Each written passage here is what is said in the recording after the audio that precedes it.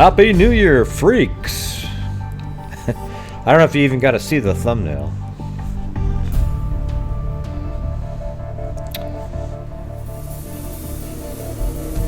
Happy New Year to you. Oh, wait, that's not the right one.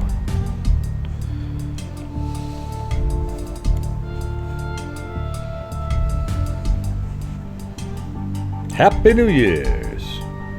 Or year, whatever the hell you call it.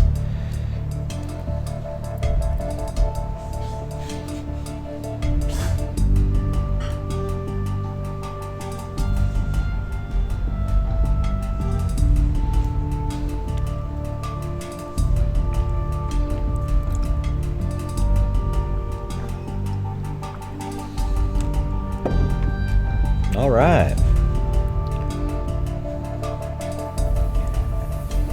See that? We are freaks mugs everywhere.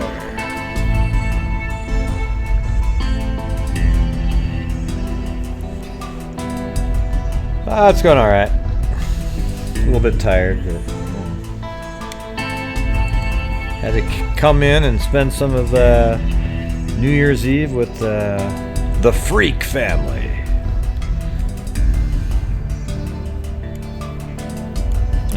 Look at this one right here. That's crazy.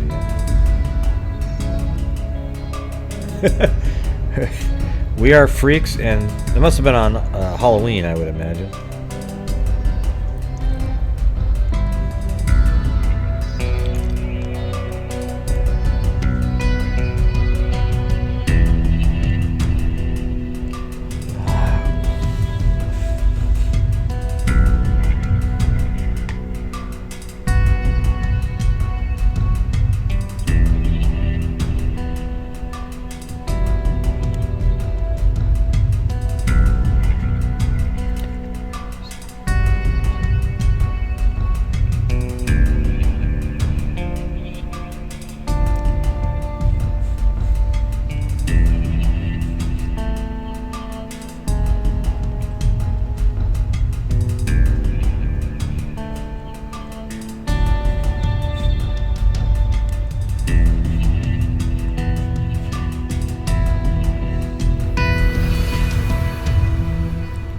I got so many emails.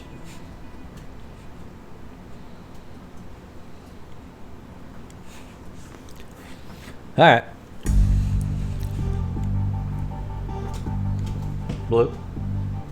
Blue's trying to jump up on my sweatshirt. Stay there. You got it. Hey, look at that. That's a cute dog right there. See? There he is. He got called back when he was trying to jump up on the couch. I'm not sure what he was actually trying to do. But Happy New Year's, everybody. Or year. Isn't it just Happy New Year? I mean, we always type in Happy New Year's with an S, but maybe that's just me screwing up.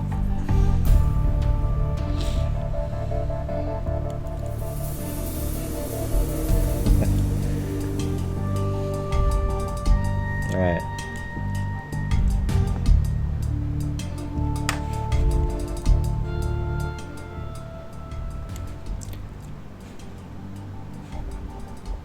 Yeah, I'm pretty tired, to be honest with you, but you know, I thought I'd kind of just scroll through the year. It's amazing. I didn't realize I covered so many cases.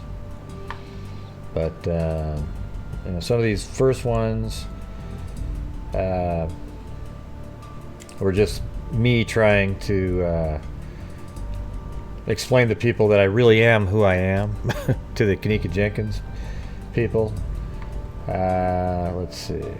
Then I think this was a video that I made for I think it was Crime Watch Daily. I'm not sure if that's the final sample or just but it was kind of like this. It was on one of their episodes. Well, this isn't the completed version, but like he's claiming that the girl jumped off this balcony and then just went like, yeah, and then just let herself go 8 floors, you know. Anyways, they used that, but it had more information, more detail in the final one. Oh, yeah, that's right. You guys can't see a goddamn thing again. Oh, Jesus. Yeah. Now, at least that was on the first one, okay? Here's the Crime Watch Daily one. I swear to God, I'm never going to remember to do this, all right? Here's what I was just showing. See that? They used this animation on one of their episodes, but I did a better version of it where it had a little bit more detail in there. Hey, look at it. They're trying to sell me the same damn drone that I just bought. And it came today, by the way. Thank you. Thank you very much.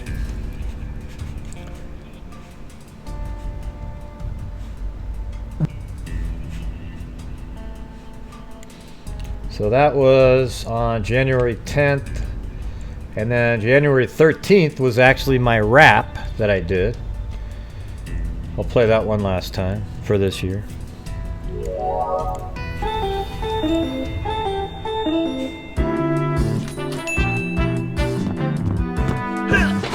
Hey, wow! It's me. I can retire today. Humongous D on YouTube. January 13th. A rap video about me.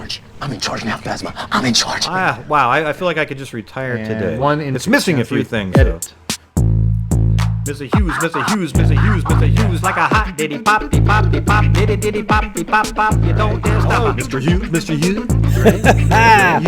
Boom! Hello, that's Mr. me live. Mr. Hughes, why do you have the wrong time code, Dre? Mr. Hughes, Mr. Hughes. There's a rumor going around about me and a crew about something we did was supposed to do. You might not have heard it, or maybe you have, but when I first heard it, all of it was slack. I used to get angry and all uptight, but you can say what you want to spell my name right, cause I'm never guilty of us rocking a house. But that's not what the rumor was all about, cause if you ask me, then tell all your friends, and if you don't, wait till you see me again on this way, I can hear it from the horse's mouth. And right there and there, we can straighten it out. He's got a big mouth, big mouth. Hello, Mr. Hughes, Mr. Hughes. Why do you have the wrong time code, Ray?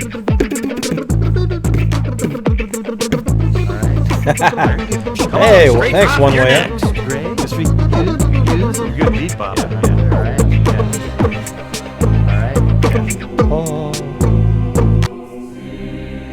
Listen to that. It's the God music. HNY Gray and Freaky Leaks. Thanks for 6 months of free entertainment, Gray. Yeah? Well, thank you. You must have just started watching 6 months ago. Okay. Show people the truth, Gray. Gray?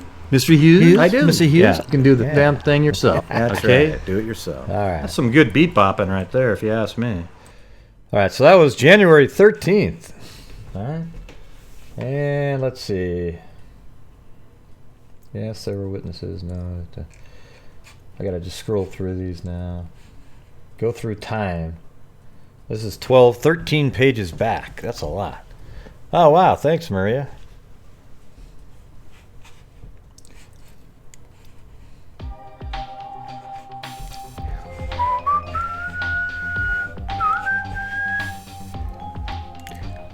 And then, on January 17th, we were introduced to the Barbarians, the Turpin family. You remember that? I just tried that Amazon hack that is all over the internet. I don't know if you guys have heard of it. It's called WikiBat. Okay, and I can actually say that. And oh, well, thank you, Mitch. All the facts in the case. Wow. Because we know for sure. That's very cool. That was this through rap Streamlabs. is worth a lot more than this donation. Yeah. Wait, what did that say? This rabbit or this I can't remember. I couldn't read what it said. It did look like a rabbit on the screen. Their children were actually Yeah, that was a very nice donation through Streamlabs right there. It doesn't show up in the chat. shackled to furniture with a padlock. And wow, a 17-year-old girl escaped from the... You guys remember this 13 one, right? The case of the Barbarians, the Turpin family? siblings located, 6 of which were under the age of 18. During the investigation, we discovered that the parents and children have lived in the city of Paris since approximately 2014. They were homeschooled at that residence. There's no indication that there were any other students or children residing in that residence However, at this time, the investigation is still ongoing, so we're not going to rule Happy anything New out. Year, I can't get freaks. into the specific details of the Full conversation, Metal Jacket. but it seemed that the Jackalope. mother was perplexed as to why we were at that residence. Isn't that insane? The mother was perplexed that they were there, knowing that behind her are. Here, look. And I'm not going to play all these videos, but that's the all whole they family. treated them as, this thing. Look how skinny they all are. All the kids were malnourished, and It'd be great to get an update on that, see how they're doing. Absolute barbarians. Alright. So that was the Turpin family. Let's see. How to sell garbage in those crazy pixels. That's a different one. A hoodie in the kitchen. No. I'm not going to do any of the Kanika Jenkins ones. Yeah, and this was like, I think on January 27th was the first time my face was actually on camera. Right? I think it was this one. Here we go. I'm so bored. No, that's not me right there. Okay, that's not me. Winning is getting old. Hi, this is Gray Hughes. I am putting out this video so everyone can see what I look like. I'm not really feeling that gray right now. Yeah, I'm a little pale because it's winter time. But this is the gray It's a hair year I was ago. talking It's about. a year Come ago. in the last 4 years, and my gray goatee right there. Okay, and then yes, I wear reading glasses. All right, but at some point I think I might even have to wear regular glasses because things far away aren't looking that clear anymore. Just like Straight Drop said. But anyways, I need to make this video because he's going to be putting out a video about me that's inaccurate. Okay, he's going to show this bald-headed guy that's a billionaire, and now he trusts Kate 420, the biggest You remember that conspiracy garbage? whack So, I job guess in this the one is history about of YouTube. Okay, she's made 2 videos so far about me that are lies that she had to take down. Yeah. So anyways, that's the first time I had my face on social media. All right. Yeah. So this year has had a lot of stuff going on in this year. Oh, thanks, Laura. Tell my wife that. No, I'm just kidding. Let's see. Oh yeah, and then there was the case of Jolie Musa. You remember this one? desktop version. They have an online Thank you, Patricia. I appreciate it. version, like on the web, and I don't really like. Jolie Musa, remember that where there was the ring. She was filmed leaving right so here. You see this? Right here at this time, and then they checked a park for her, and then eventually they found her in that park later on their second search. Happy New Year 2019. Yeah, Happy New Year's to you too, Patricia M. Yeah, they arrested the ex-boyfriend. Apparently, she was going to press charges of assault on him, and I think that's probably why he ended up killing her to keep her quiet. Man, there's just so many of them. I mean, we're not even into what month is that? That is January 31st. A lot of these are still Kanika Jenkins type of videos. And then here's the disappearance of Brandon Lawson discussion. I think this might be where me and Daro did the reading of the 911 call. Please hurry. Remember that one? We do that pretty well together. And then I put out a video on February 25th on April Tinsley. Okay? So this is before they caught the guy. Thank you, Carrie Rufo. I know you guys can't see it, but there it is right there. And there's Blue. Look at Blue's even like digging around because of that. Happy New Year to the greatest investigator. Well, thank you. Let me turn on Streamlabs on the regular screen. There you go.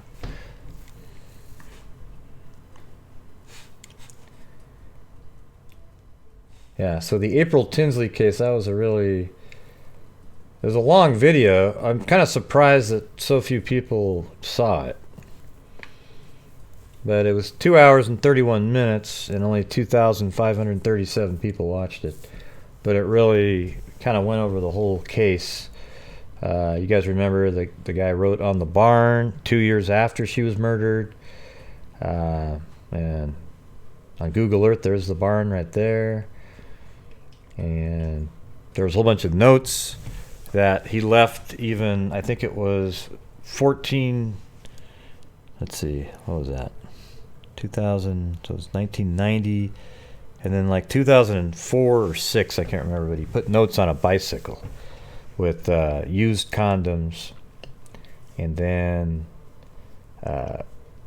he just disappeared. Nobody could find him. And then finally, using the ancestral, DNA, ancestry DNA, and genealogy research, they located him in, I think it was like June or July of the same year. And they nailed his ass. How do you like that? Is this okay doing it like this? I mean, I just want to kind of go through all of them and just check it out. See what I've been doing this whole year. I haven't even looked at it.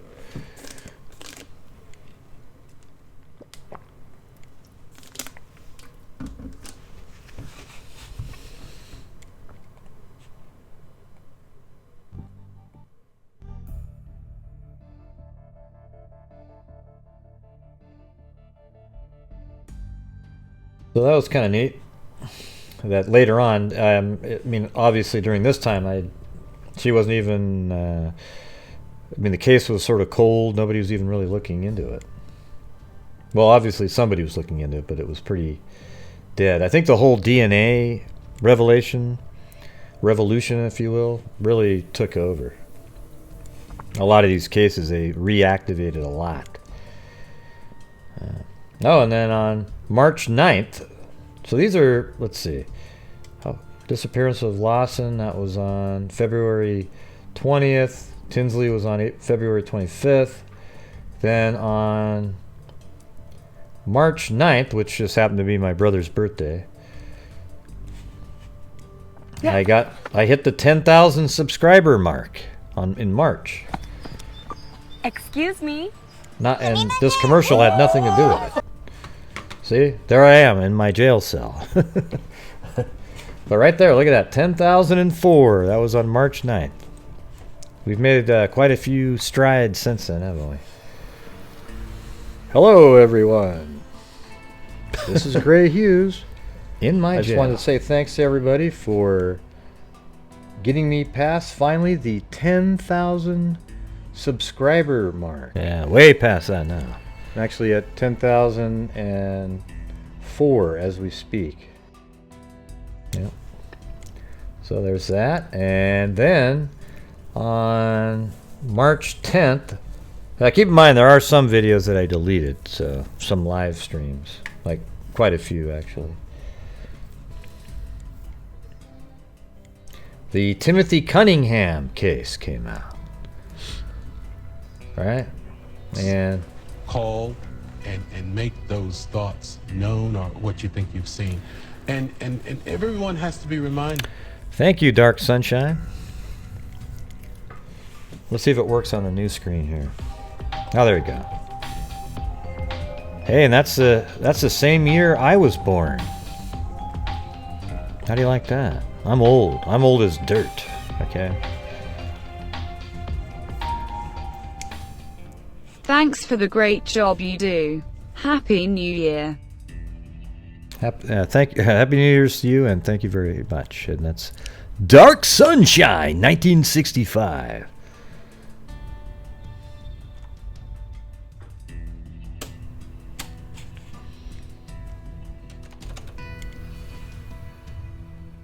All right. So a quick review of the Timothy Cunningham case. You remember this one? We covered this one for a while. Let's see. Yeah, he lived right here. And I'm just going to kind of do this by memory. He was supposed to, he tried for a promotion, let's see. he was trying to get a higher level position. In his industry, a promotion is something that you get through merit, but he was just applying for a higher job and he didn't get it. And he was also apparently interested in a guy that didn't have the same feelings back, I guess. And you could tell his parents, they kind of knew that he had some mental, anguish going on, and they think, I thought it was a suicide the whole time. There was never a moment where I didn't think it was a suicide. So we were, maybe we discussed it not being one, but if you guys remember my shows, I was just, look at it, just seems like a suicide, or there was a thought maybe he got hit by a car on the road here. But we really didn't have any information except for the wild conspiracy theories about, oh my God, it's the CDC, of course. It's that they killed him because he knew too much, and they made it look like something. Right, so he was missing, and then weeks later, he was found. Let's see, where was that?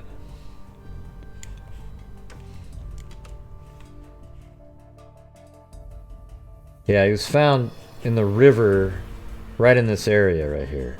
His body, and they determined that he drowned. And he drowned, and it looked like, they believe he committed suicide. They don't know how, they can't really explain exactly how he allowed himself to be, drowned like that. But and then, of course, that keeps the conspiracy theories going forever. So there's that case. I mean, I still get people commenting on that video saying, oh, come on, man. It's just lunacy. Even his parents thought there was something wrong with him. Okay. And listen, I appreciate everybody who's showing up on New Year's. I know it's not a lot of people are actually out and so forth, and I usually just hang around at home. That's the safest place to be on New Year's. A lot of wasted people out there.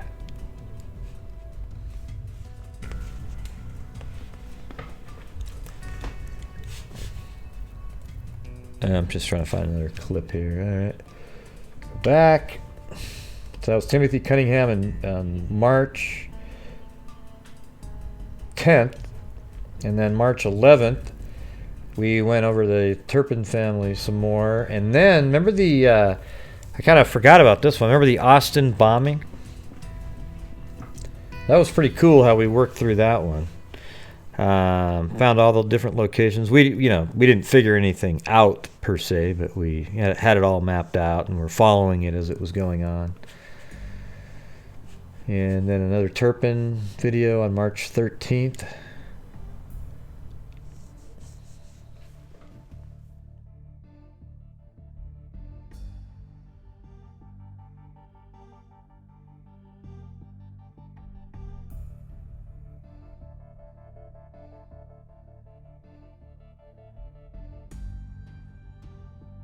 Austin bombing, Austin bombing, Austin bombing, Austin bombing. And then we had the video of, this one's actually unlisted right here. But this is a Turpin daughter singing. And I think it's, she calls herself Lacey Swan. Hi everyone, it's me, Lacey Swan. This is Song Driver. It's over. I was wrong, it was never meant to be. We seemed so close, but we were so far. We didn't even know. Okay, now, see, the thing is like, this is a girl that's been basically tortured with her family in a house for years, and, she was kind of just sneaking out some songs. So it's not like she's the greatest singer in the world, but you could see that she could get better if she had training or something like that. But I don't like when people start making fun of how she sounds. It's like, you know what? How about you live in a house with no food for, barely eating anything and marching around at night and all that crap, and see what you sound like. Where he wasn't enough, but it's over, it's over.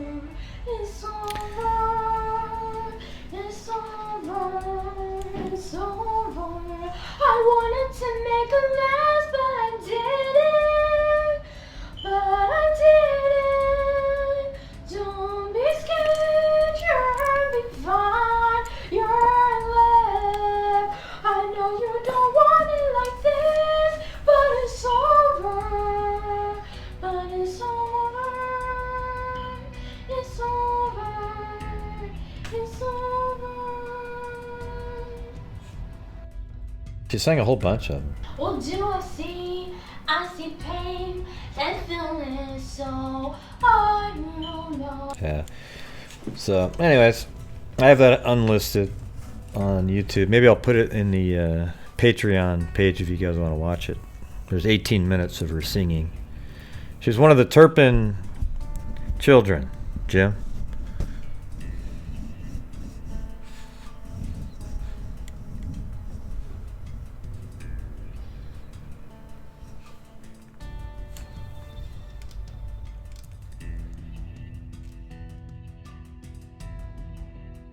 You know, let's see. Hold on a second. There's one previously. Yeah, right here. Oh, yeah.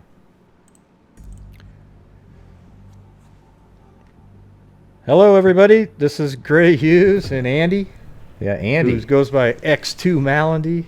Oh. Yeah, X2 Malendy right here. Andy. He's the guy. He's the one that actually got all of those videos of her singing. He found the YouTube channel and downloaded them. So he got them all. And he lives out near Delphi. He's the guy that got pulled over by some idiot that, you know, said, "Oh my God, there's somebody parked at the grave. He's got to be the killer." Ludicrous. I haven't seen him for a long time. I don't know where he went. No idea.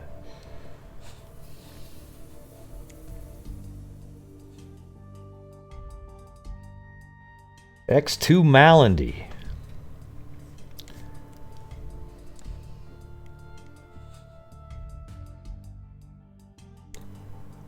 Alright, so another awesome bombing update.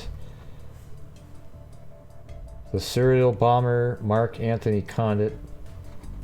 And there's no more. Yeah, so that's the guy who did it. Did a few videos on that one. Update on Timothy Cunningham. He said, she said.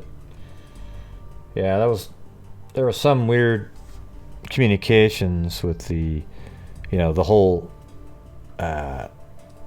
not being promoted thing. It's just garbage. A little nuancing there. Let's see. Delphi, Abby and Libby live. Then we did, this is when, then March 30th, the Hart family is when we started talking about that. They say you'll never look back on your life and wish They you'd spent more say time you'll working. never look back on your That's life. good. Another location, and then this incident happened. Okay, now the ages. Okay, but anyways, these two people are married. All right, and they adopted many children. Okay, they adopted 6 children, and let's show a picture of them. All right, now here are the children. Okay, and I went based off of news articles and what law enforcement said in a press conference. Okay, and we'll play that a little bit later. All right, now I have Sarah at 39, but I've read where she might be 38. Marcus is 19. Devontae, now you might remember Devontae. He's actually famous for a picture that was taken of him during the Ferguson protests, they call them. I call them riots, but you know, it was the Ferguson protests, and here he is right here. Right, and this is a Portland police officer, and this image became a nationally famous picture. Okay, he is one of the children that is missing right now. Everyone that has a red label here are people that were actually found in the wreckage or near the wreckage off the cliff. Okay, so the people that are missing and or even found dead are Sarah 39, Marcus 19, Devontae 15, Jennifer 48, but to some online articles they also say she's 38. Jeremiah 14, Sierra 12, Abigail 14, and Hannah 16. Now, this image here was taken 2 years ago, okay? It seemed like she looks a lot younger than, like even 14 in this picture. So I don't know if they have these ages wrong, but this is how they're listed on every article that I've seen so far. Okay, and the officer at the press conference named them all going across, so I have the name The right. Barbarians. But it's The Hart possible that the family. ages are wrong in some of these images. Okay, so let's get to the meat of the story here. This family lived in Woodland, Washington. Okay, and I actually Maybe I'll found do the this as a location narration here. on Google, and you can see how remote they live. All right, they live on this 2-acre plot of land right here. Pretty isolated from other neighbors and just people in general. It's you know, as a kid, you'd love to live in a place like that where you can run around freely, so forth. But one of the neighbors here actually called Child Protective Services, okay, and I think it was probably this neighbor right here. It could be this one also, because there's a house right there and right here. But they called CPS because one of the children, I believe it was Devontae, went to the neighbor's house and asked them for food, and he would do it frequently. And I guess he told them that they were punished at the house by not being given food. Okay, now we're starting to get there's actually some similarities here to the Turpin case. Okay, you know, they put out an outwardly happy face to everybody. Everybody thinks, oh wow, such a happy little family when they're out in public. But behind the scenes, it's not happy whatsoever. Okay, so I think what we have here is something similar to the Turpin case. Now, another similarity is that they were actually homeschooled too. I think what's going on here is sometimes when there's abuse in a family, you don't want the kids going to school, okay? Because if they go to school, they might tell somebody, and that makes sense in this case because in 2011, all right, Sarah Hart, she actually was charged and got a misdemeanor abuse charge on one of the children where she beat the child, I think it was a girl, I can't remember now, but beat her over a bathtub, and when the child went to school, she had bruises on her chest and complained to the teacher, you know, and the teacher reported it and she got charged with that. Okay, now I guess the charges, but that was actually Jennifer Hart. It turns out later that Jennifer is the one that made Sarah claim that she did it. Were dropped later on. The Hart family. Oh wow! I got an ad that popped up. Has nothing to do with time. Family then moved away. The family that, not the immediate family, but that still lived in the town, actually was concerned. All right, and I actually have if I say actually here another time on a show from an article. It says, but after Sarah Hart pleaded guilty in 2011. Anyways, you guys all know this case, I would think, at this point. We went over it for a long time. So what happened is Hannah Hart at one point had gone over to this neighbor's house and ran inside and tried to hide and said, please help me, help me, help me. And the two older adults, they're probably in their mid-50s, they didn't do anything. As a matter of fact, they listened to the parents make excuses. Jennifer and Sarah, they made excuses. Oh, she's just like that, you know. They didn't pass up on any opportunity to denigrate their children's mental ability. It was incredible. Like every time you hear something, oh, they're just, it's garbage, all right? So those two adults didn't do anything that first time.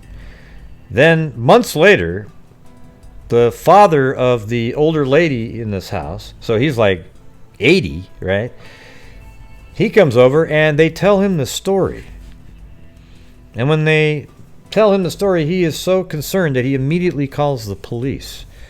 And they come out and do another check. But by that time, you know, there's stories built up, and we're just not really going to hear a real story of what happened at that point. So nothing happened. Then months went by again. And that's when Devante was go over there and ask for, you know, peanut butter and different things to eat. You know, it sounds like he was really like being a big brother to everybody and trying to get them all food, since they were denied food, even though later crime scene photos of the home show that the refrigerator was stocked full of meat and all kinds of yummy food so that Jennifer and Sarah can plump themselves up, which apparently they enjoyed doing. Okay, because both of them were overweight while all their kids looked like they hadn't eaten, and they literally looked like they were just out of a concentration camp. All right, disgusting. And if you look in the house, there's nothing in there that would make you think that there were kids that lived there. Just a couple board games, and that's it. No beds, just one little bed. That's it. Disgusting. So the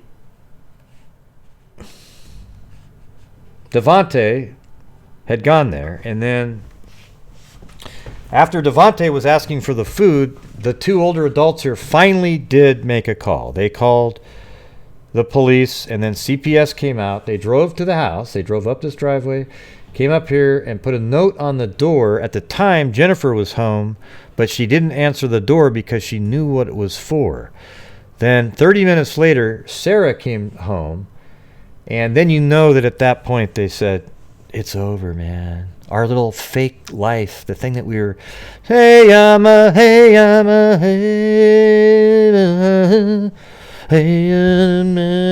that bullshit that they were doing out in the woods with their little tie-dye bullshit t-shirts and all that crap, acting like they're just this new age family.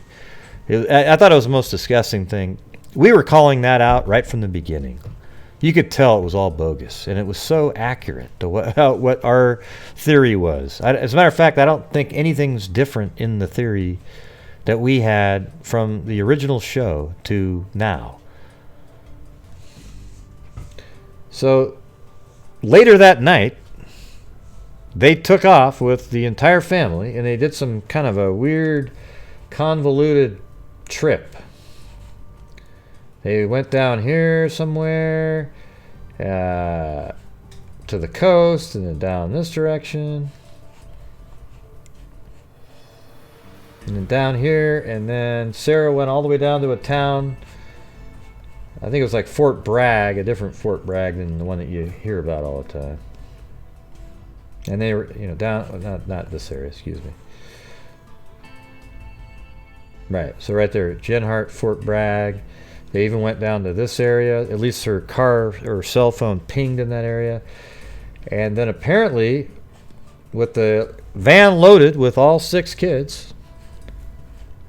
And then what's weird about this is right at the get-go, I just knew that it was a murder, that she murdered their entire family. Because you could tell, once you knew that CPS was called, well, what are the odds? CPS is called, you have this whole fake life, and then you just accidentally drive off a cliff? Right. Yeah, I don't do rewind on my channel. So you'll have to go back and watch it later. So apparently on the way back, the car had pulled off this way, so it must have driven over this, and then a decision was made, maybe even like right here, to turn around and then come back over, and then apparently the car was stopped right here, and then it just accelerated, and then it just flew off this. Really, the cliff is more like this. I don't know why Google Earth has this messed up height map here, but it literally keeps going like that.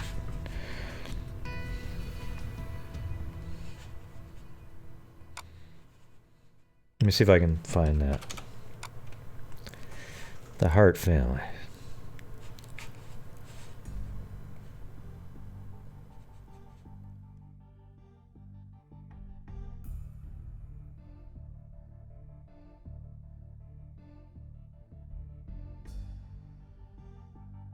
So here's what it's supposed to look like.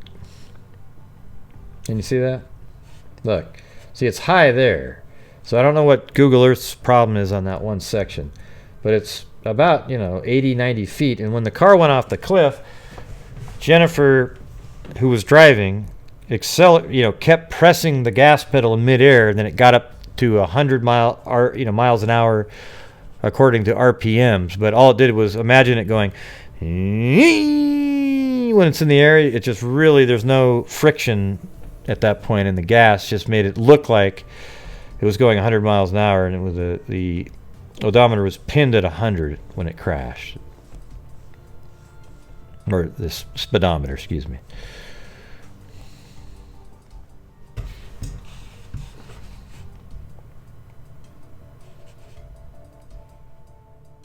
Yeah, and this right here are the tracks of the car after they pulled it up. Originally, we thought, wow, look at that. It was right there and accelerated off. But those are the drag marks.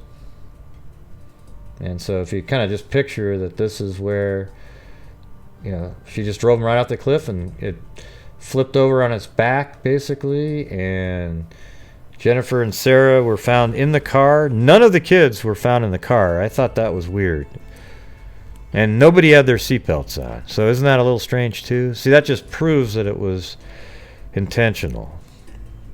Now you make all the kids take their seatbelts off, and they found, I think, 3 of the bodies right away, and then over time, one of them washed ashore over here. Sierra did, and then a foot was found later on, and I believe that foot, this is right here, is probably Hannah's foot.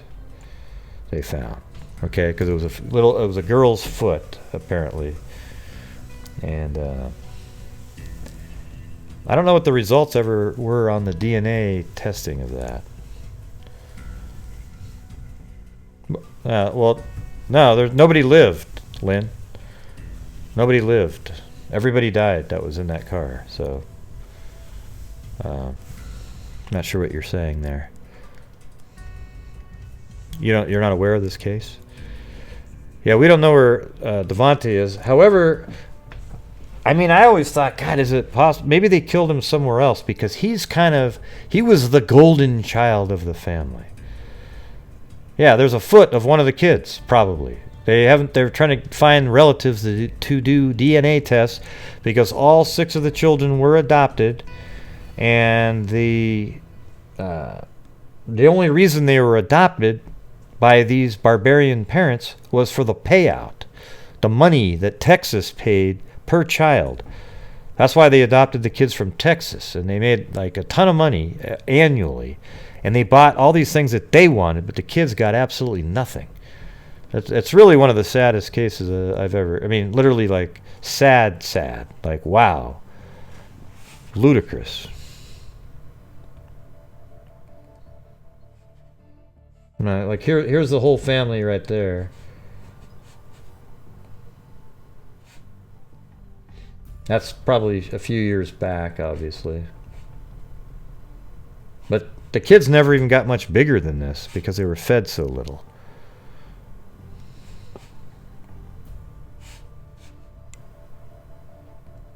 They became sort of, they were in the way, Like if they weren't still bringing in the money from the adoption agency, they probably, or the state, they probably just, screw it.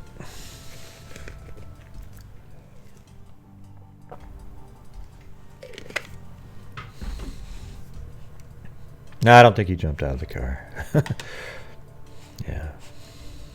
It's weird that he's the only one that wasn't found.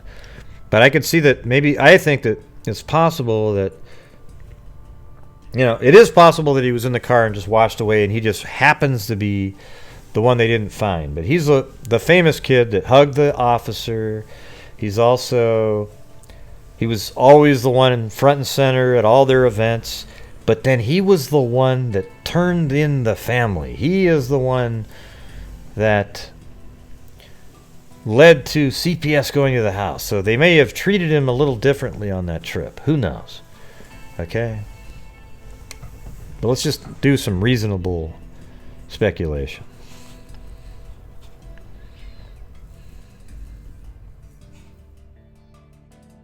Alright, time to get back to something else now.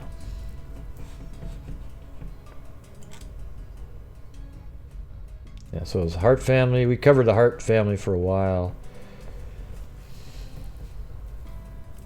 Yeah, the children were coached to say certain things. And then on April 5th, Timothy Cunningham's body was found. And they had a press conference on it.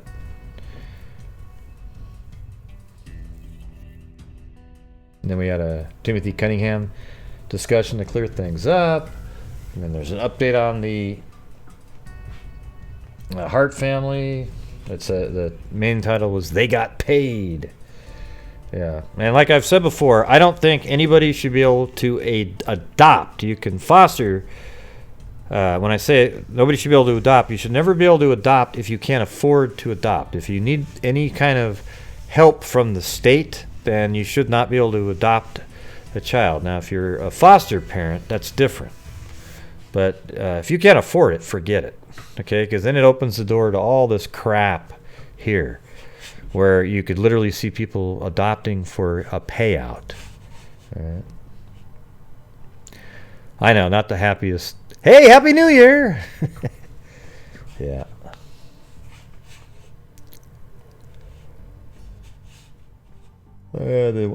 Excuse me. What's next? Okay, Hart family update, and then this was one that was weird. Remember around the time of the Hart family, there was a family of India descent, or maybe even from there, the Thadapilli family. And I'll just play this video because it's only 10 minutes long. Made me aware of this story, so thank you. Rain on YouTube. Hello, this is Gray Hughes, a friend of mine, Strawberry Rain, or goes by Strawberry Rain. Hey, Strawberry Rain. On YouTube. Right, remember?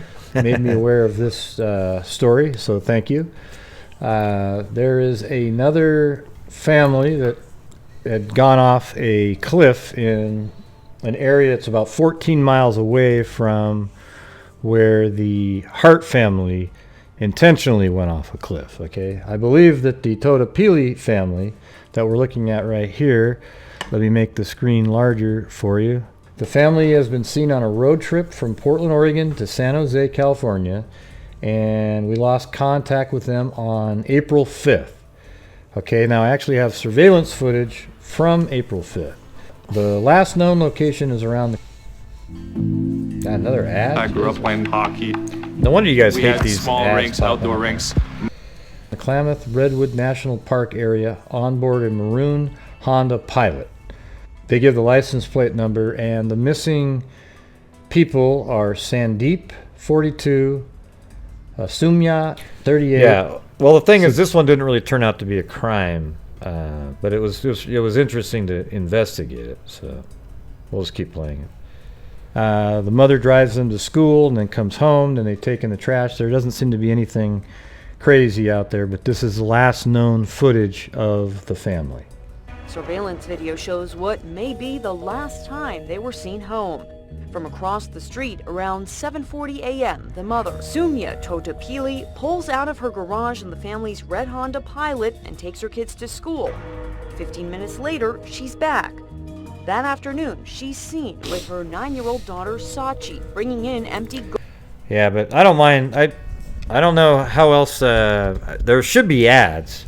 I just, they are annoying. You can always hit the skip ad. But the thing is when you guys watch IDTV or 2020, you don't say, oh my God, there's an ad. You just kind of deal with it, so... What the difference is here, you can just skip it. It's kind of like with TiVo.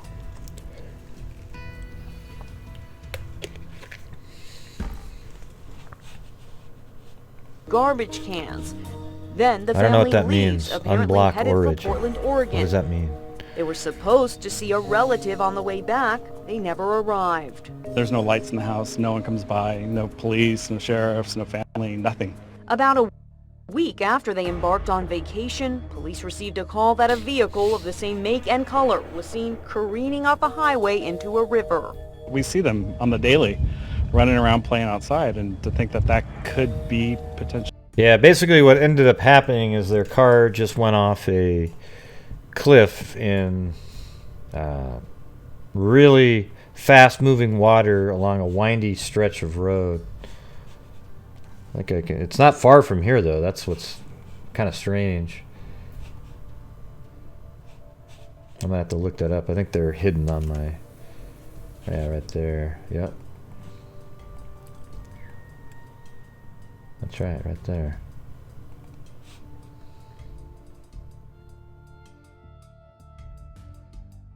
So the car went over right here, and then it was washed downstream, and they found some of the family members' bodies way downstream. This was really high, like literally 10 feet higher than this, and rushing.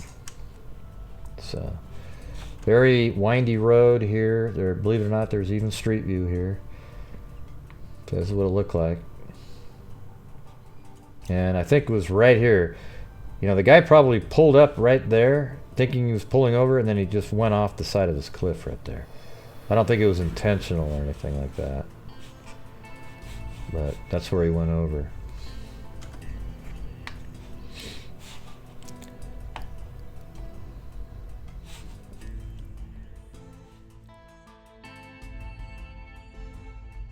Alright.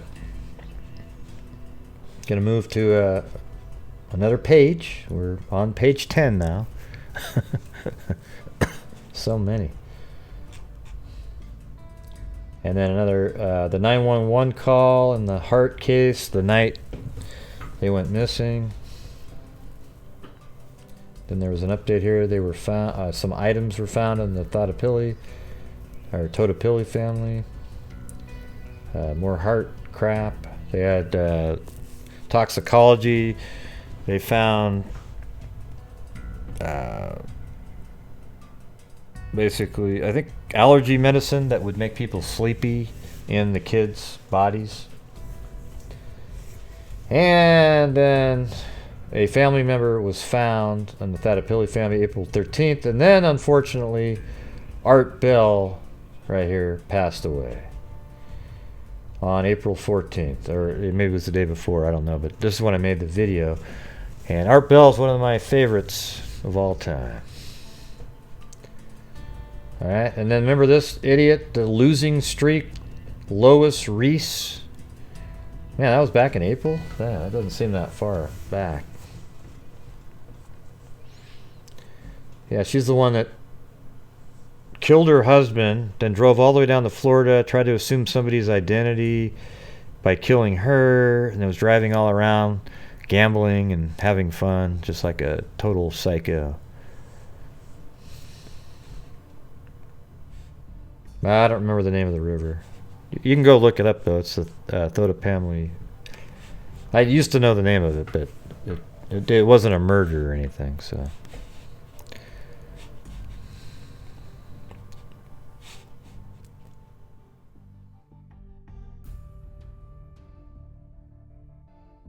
Yeah, then I did some Flight 1380 Southwest Airlines emergency landing, and then I let everybody know that I hate flying, okay? And another update on the Hart family. Identity made of some of the children.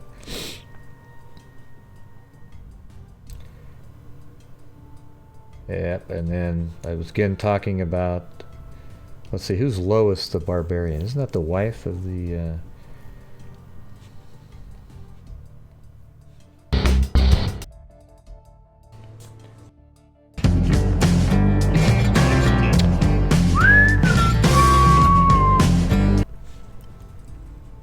It's unclear how or when Reese befriended Hutchinson. All right. But the two were captured together on surveillance footage during... Yeah, they went and ate together at a restaurant. Then she went home to her apartment to have a couple drinks and then killed her.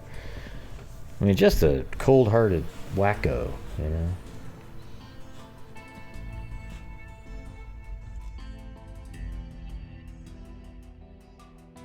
Let's see, so that was Lois losing streak.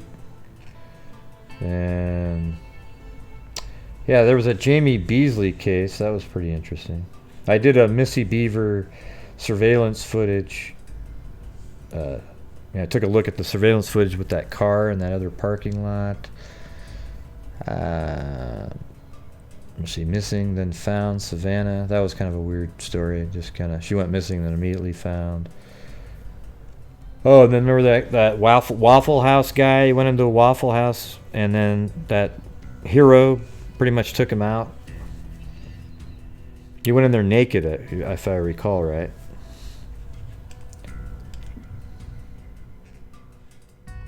And then Jamie Beasley right here.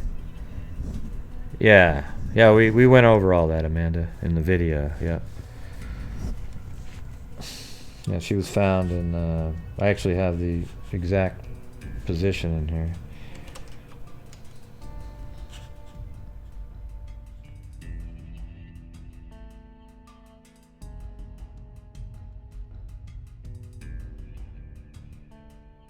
Yeah. So Jamie Beasley was seen here. I think her boyfriend or whatever has something to do with it, but apparently he's still out walking around. And she was found right here. A lot of drama in that family, though. Like trying to work. Actually, hold on a second. That's not where it was.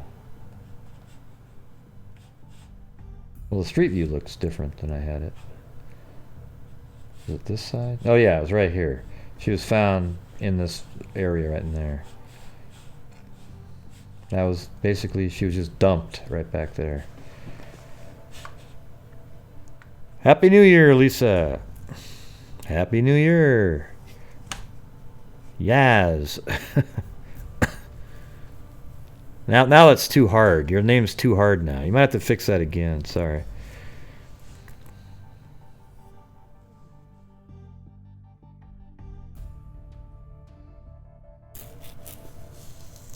Cool. Amanda? How come they haven't solved it yet? Seems like it would have been pretty simple. Probably just don't care, you know, the police in this case. Not high priority. All right, then we have so Beasley, then the Hart again, Hart's, then East Area rapist arrested. That was unbelievable. That was on April 25th. This is where things started getting cool. April 25th, and then Joseph James D'Angelo was the one that they arrested. Then we did the Sarah Gomez out of Bend, Oregon case. You remember that one? She was last seen at a Safeway. I think she worked at the Safeway. And then she, or maybe it was an Albertsons. Hell, I can't remember now. Jeez. I'm 1,000 miles from nowhere, and there's no place. 2018. Police Penner missing for nearly a week now. Good evening, I'm Lee Anderson. More from the sister. Oh, February 11th too. So it did come up, the date did pop up right there. So that's her boyfriend. That's interesting. Man. He killed her. That's all we got from him. She's just having a normal conversation, but I don't know where she is. I think that's the hardest part. Is the oh yeah, this is something page. So communicating with him and see this part here I was wrong about. Like apparently he typed in all this whole conversation here. It seems so generic though, like not generic but so simple that I couldn't tell who. It just, there was nothing alarming about it, but apparently he wrote all these messages here. Do you guys have any way to come get it tomorrow? 30-gallon tank? Stuff like that.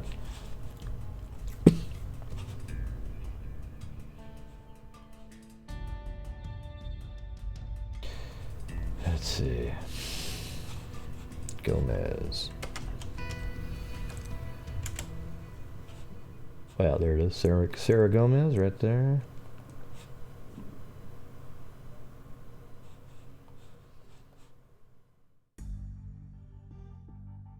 Yeah, so she went missing, and the guy killed himself in jail before divulging where her body was.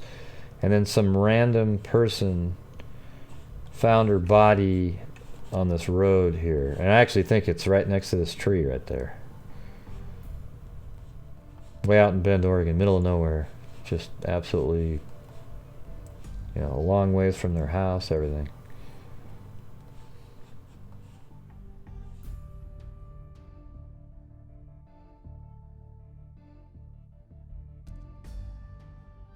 See you later. Yes, it's me, Yaz Gray.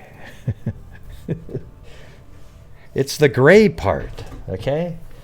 That's the part that it keeps throwing me off.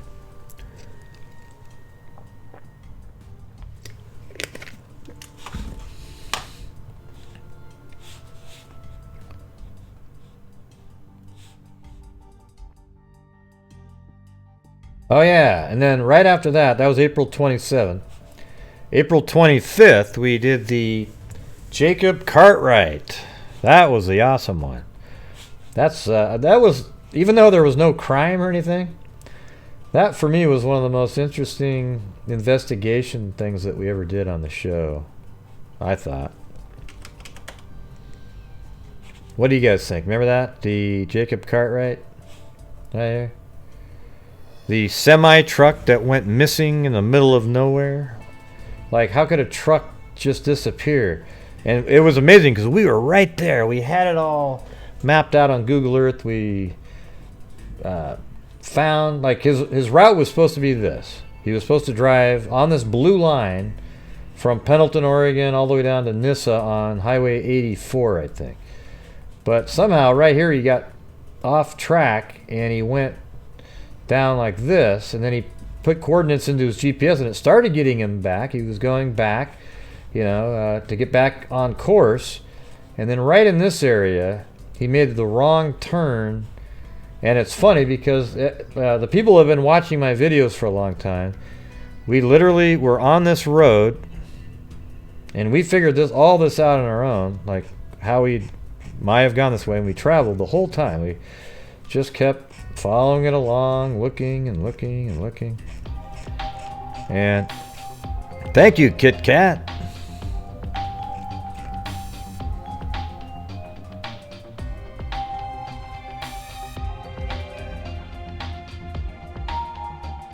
And we got to right here. Can't figure out Streamlabs. Lol, rolling on the floor laughing. That's okay. Thank you, though. We even went across this bridge a little bit and drove up, went up here, and then we said, I don't know, why would he do that? You know, so we didn't keep going because it's so far, you know, like it's just winds around, but that's where he went. In the middle of the winter, he went on that road right there, and he just, I mean, you're talking about a semi-truck on this really ludicrous, I don't even know if, yeah, that's right. So we didn't keep going on it because there was no more street view. It's at a certain point. So let's see where that ends. Yeah, right? You know, it looks like it's still going here. Oh, yeah, it looks like it splits off right over here. Let's see.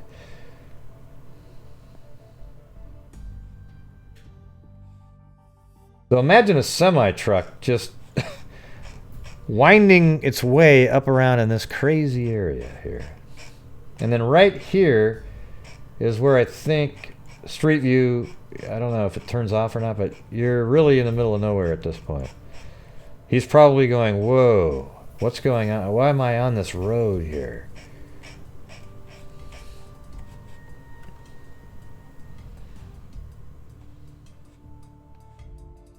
That looks like somebody towing horses right there.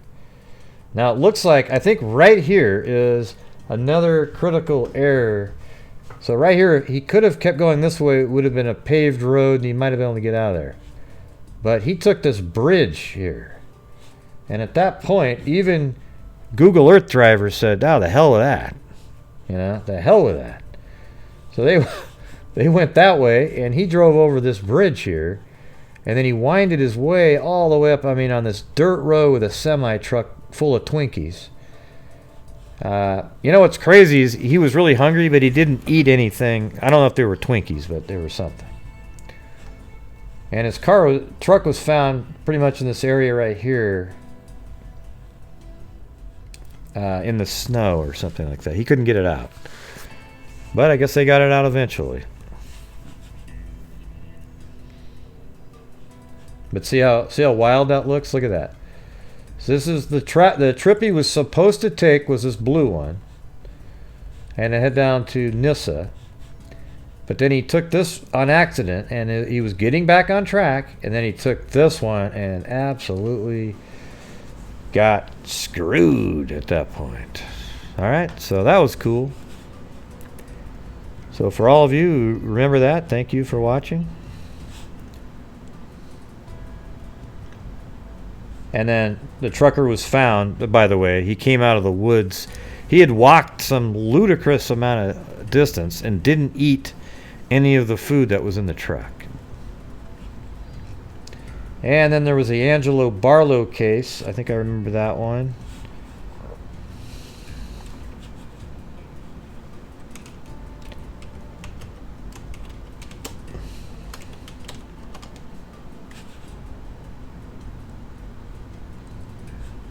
Yeah, Angelo Barlow. I don't remember all the details, but I think she went over to somebody's house, and something happened at the house, and she went missing, and then her body was found. There was some surveillance too from the original house she was at, and then her body was found in this area right here on a. Let's see. That's right. It's like this. At the end of this dead end, back here. And it's weird, too. I mean, why hasn't there been an arrest in that case? Or maybe there has been, I just didn't see the update. Maybe if you guys want to look it up. Angela Barlow. Or, excuse me, Angie Barlow.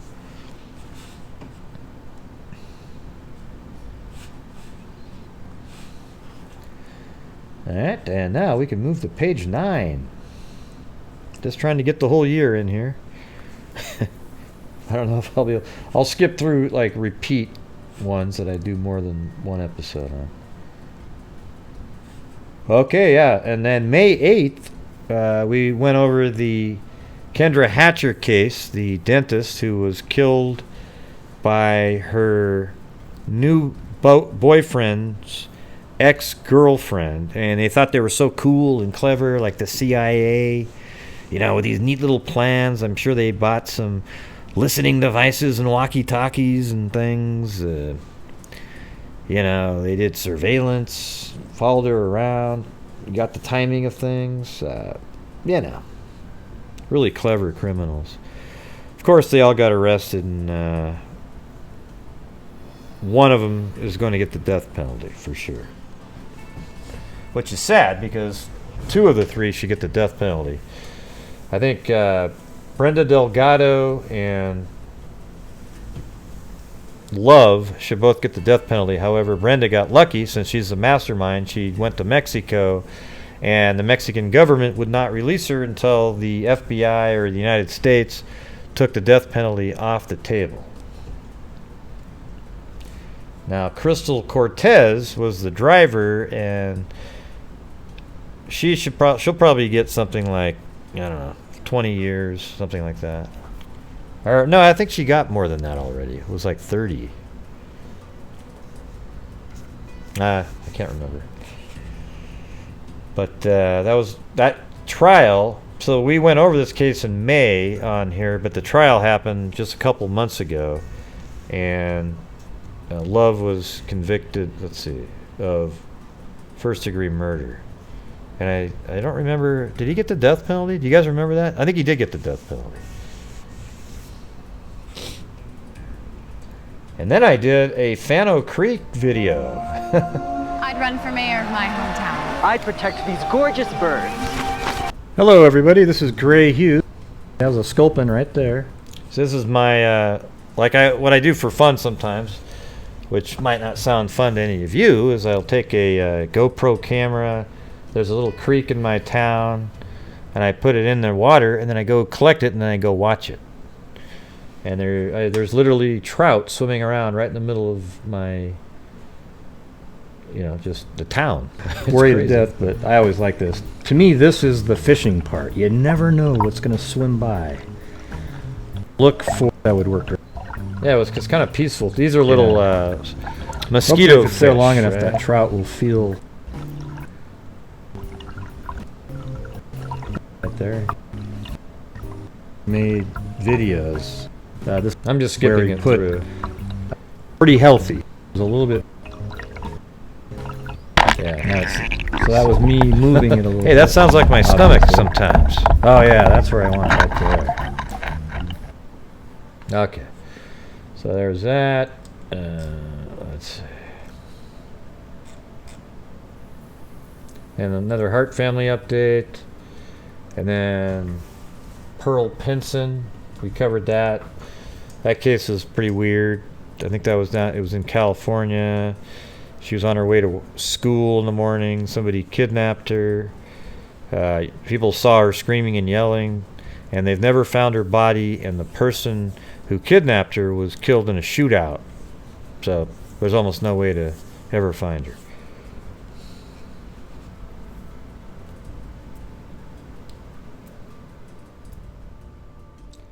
And then that's when I started covering the Lumberton case on May 14th. Something strange in Lumberton.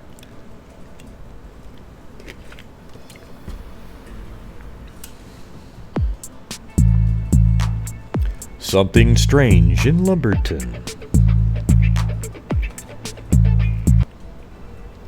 Bennett and Jones that I just mentioned a minute ago. Amazingly on the same street as Megan Oxendine, Bennett, and Jones that I just mentioned a minute ago. Literally less than, I believe, a quarter of a mile from where Oxendine was murdered, there was another body in the lawn, and a person named Matthew McDougald was arrested. Matthew McDougald was 37. James, but hold on, let me see.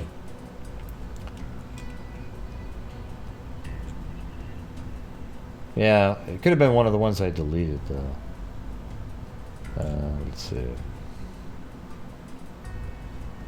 Something in Lumberton. Let's see.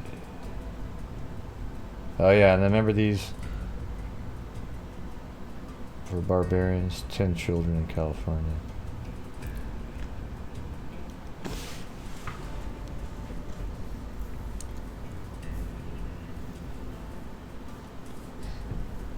Yeah, and then I was looking into this old case, Linda and Christine, that maybe the Golden State Killer was involved in, but there's never been an answer in that one. And then I discussed a case where a cougar kills and I said a cougar kills, and I mean the cat, not the woman that's a cougar, Car chase, confusing ending, other stuff. Yeah, that's right. Remember that one car chase that we watched where the guy ran under a bridge, and then there's the other guy came out with different clothing and so forth, and we just didn't have a clue what was going on. Yeah, nobody understood that title at the time. I'm glad you guys are getting some laughs out of it now. Finally.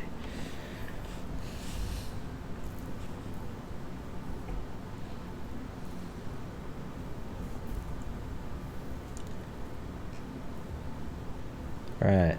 And then we discussed the Rachel Del Tondo case. I must have deleted some of those lives as well because they're not on there. Because it starts later in the game. Or whatever you want to call it, looking into the case. The Del Tondo case is still just so wild to me. I don't know why that one hasn't been solved. It just seems like there's too much crap going on for them not to have had a lead of some sort on that one. And then the Ebby Stepik, remember that? She was missing all that time. The police checked the park and everything, and then even some neighbors said, oh, I smelled something decomposing. They went out, yeah, whatever.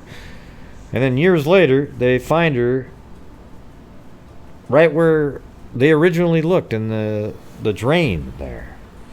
It was like a... Let me see if I can find it on here. Yeah, right there.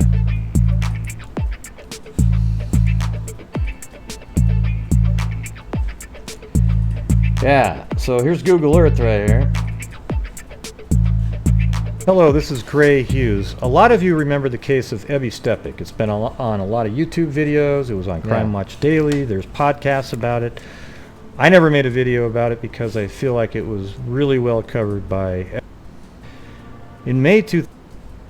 Chris, police tell me when Ebby Stepik first went missing, they found her car... Yeah, here's the bear. This is the part that's weird. See, this is the time she went missing. Here's Ebby Stepik's mom right here, right? And Ebby's body at the time she's talking right here is right... See that little dark spot right there? That's a drain. Her body's in there. Okay? So nobody there... They said, oh, we already checked her. So right now, when the mom's talking right here, Ebby's body is just in a pipe right there. Barricade. The manhole cover is right over there. Let's see.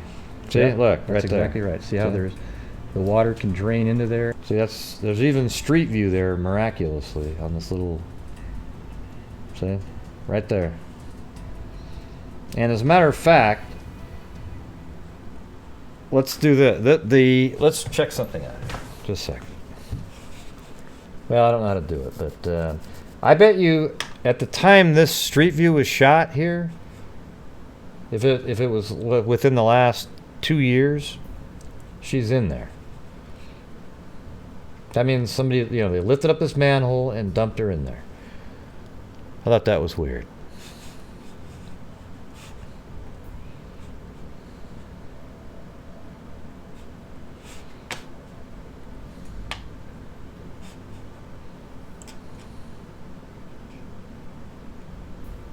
Alright. And then, I don't know what this was about. What is going on, everyone?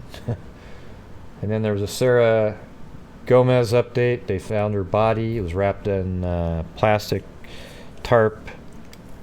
Very decomposed. I'm not sure what this audio is. What's this? Are you an expert in your field?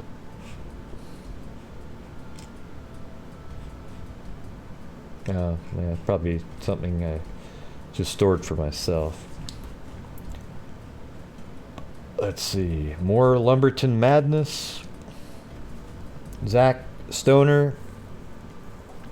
He died. Remember all the weird conspiracies? Oh, there was a drone. All that shit. Come on. Hey, Happy New Year, Chasing Truth. One of my favorites. Chasing Truth. Although, I think it's Chasing... Because it's just Chasing Truth. Your channel's called Chasing the Truth, though, right?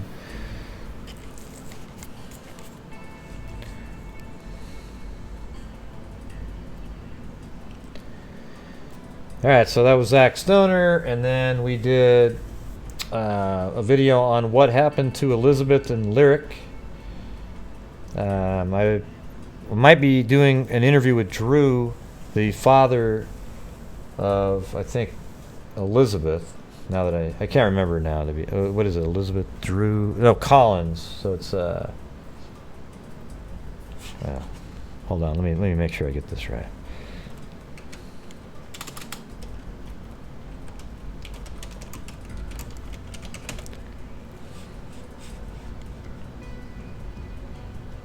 Yeah, Elizabeth Collins. Yeah.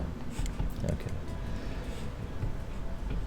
Yeah, that's the case. There's two girls. They're riding on their bikes. Just a couple weeks ago, I showed the surveillance footage of that and located where the camera was that filmed that. And let's take a look at that.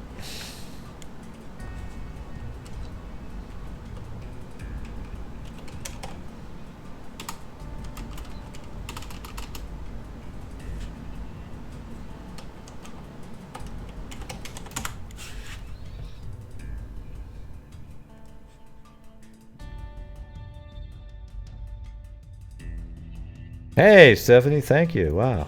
Very cool.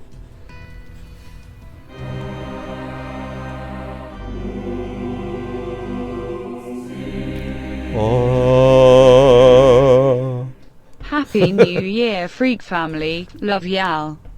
Happy New Year's to you too. Thank you. Yeah. So, looks like the Collins family lived right here in this house, and there's surveillance camera right here picked the two girls up on a bike riding this direction.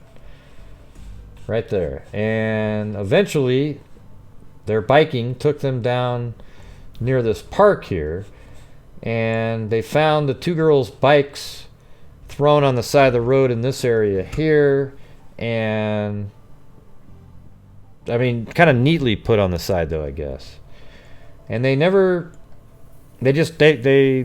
knew where they were at this point.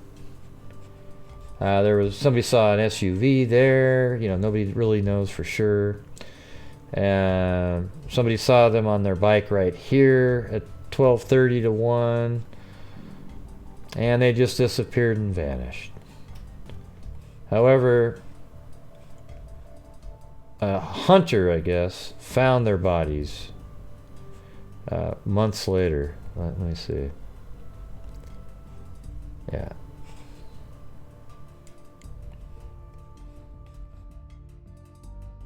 Yeah, it was really hard for me to find this exact location based on the images, but I eventually did it. So there's a road right there, and if you, yeah, basically, this view is the best because you can see through the trees. There's a parking area there, and then if you walk around, their bodies are right in this area. And that's why people say it's similar to the Abby and Libby case. Oh, hey, Happy New Year's on the East Coast. All right, I was going to set an alarm, but Happy New Year on the East Coast. I almost said in the North Pole. I'm getting the holidays mixed up. Yeah, we know, Karen. Just explaining it generally to people.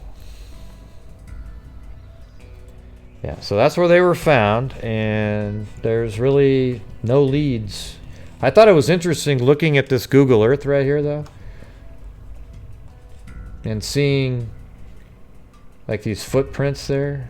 Kind of makes you wonder if somebody went back to visit where they had done their dirty work, because it's kind of a random place, right? Like, why would you be walking over there? Well, Gray, those look like deer footprints to me. They've got... Okay, all right.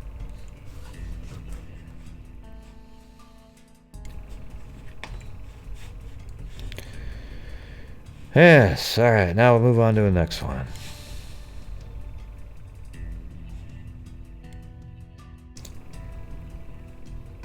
More Del Tondo. And then we got more information on Timothy Cunningham.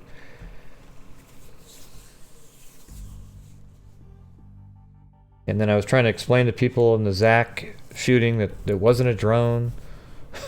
I mean, it was amazing that you have to explain things like that to people.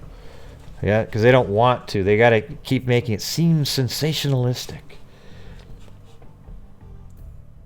And then I was just had some random thoughts about Charles Krauthammer and Anthony Bourdain.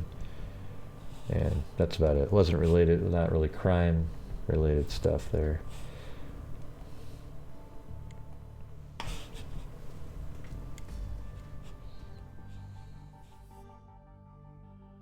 And yes, I'm still just sitting here like you guys. And there's Blue curled up in a ball. He just heard his name, so he opened his eyes a little bit. Blue. See that? He opened his... Yeah. I called your name. Yep. Just hang out. Poor Blue. Poor Blue.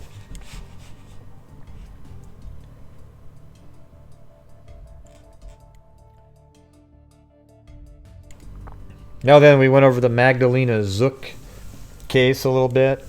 That was pretty bizarre, remember? I can't remember if it was Egypt or where she was, but you see her in the hospital on surveillance, really crazy. Then you see that one phone call she made with her boyfriend. Some weirdness going on there. You guys might want to check these out. And then a Rachel Del Tondo update. That was when we were talking about the letter. And then we did the Brandon Lawson. I don't know if this is the one where me and Daro. Let's see if it's in there. Who's that? Like that.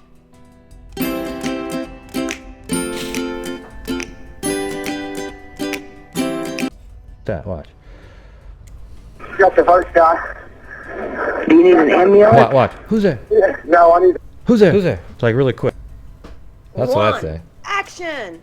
911, what's your emergency? Oh yeah, it's me and Dara. Yes, I'm in the middle of a field. This guy was just pushing guys over. Right here going towards Abilene on both sides.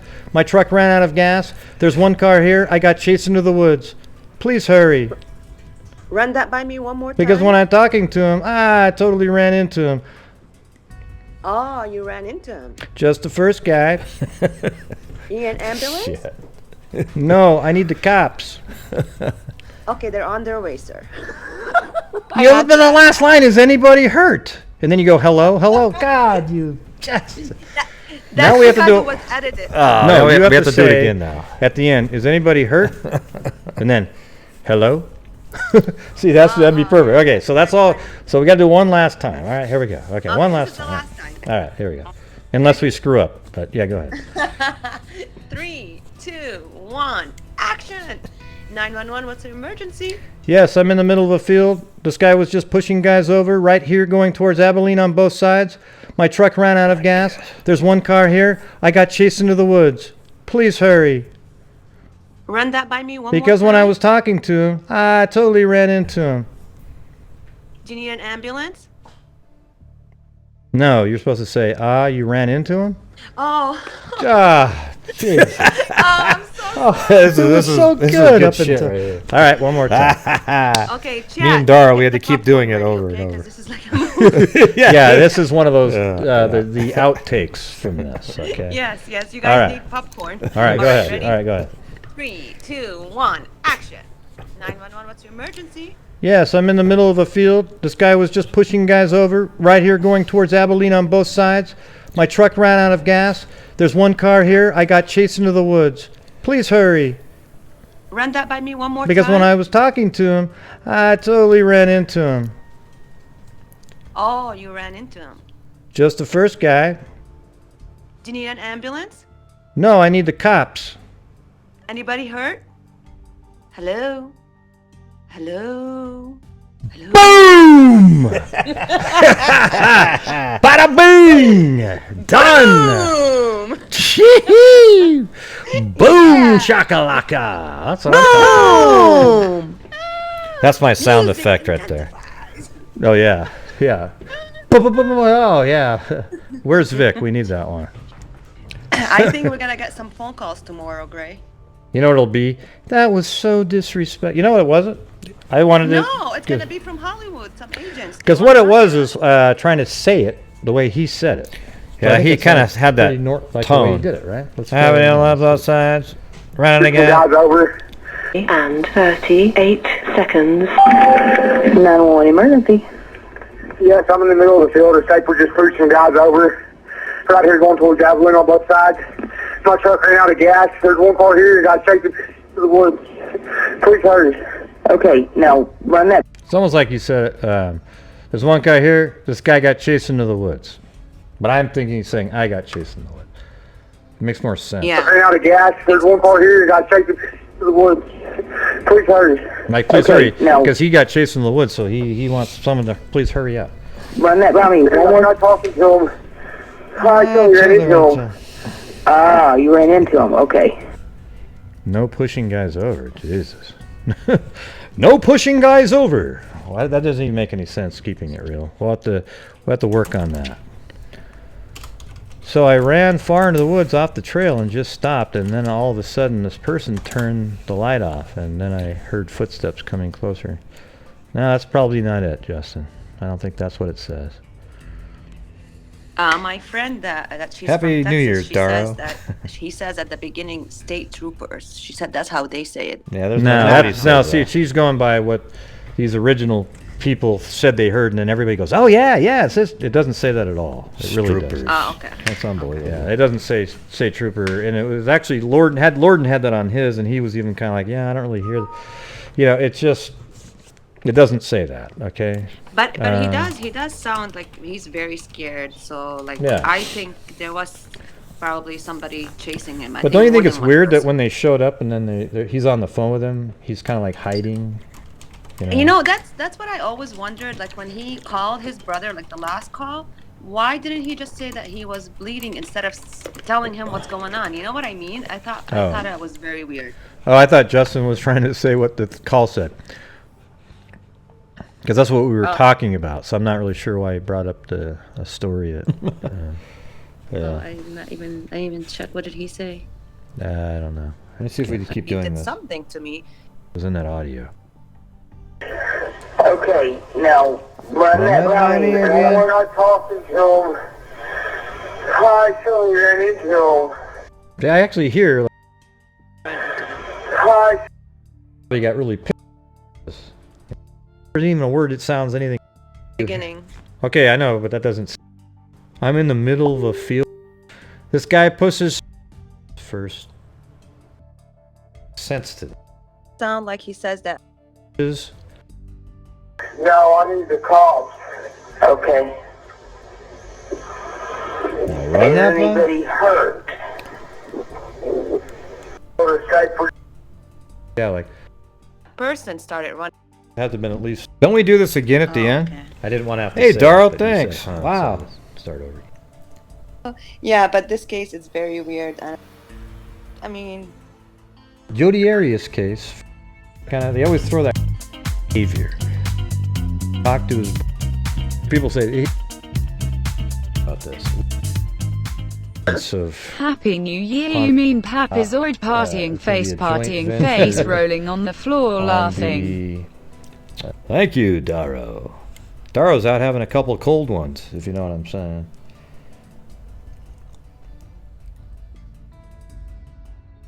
See if I can find that one. videos on that. Or was he? I totally ran into them. Was in that audio. He did something. Ran out of gas. Good up until. Just a good up until. All right, here it is. Going Darryl. towards Abilene on both sides. My truck ran out of. Hey, Darryl, you should call in and we should try it right now. All right. That'd be fun to have you do it after you've had a couple drinks, Darryl. Please hurry. Ah, you ran into him, just the first guy. All right, okay, let's do it. Here we go. Well, you got the number right there, right? Let's see. Yeah. I'll have to go get the file really quick, though. Hold on. It's kind of like a New Year's thing. We got to do it.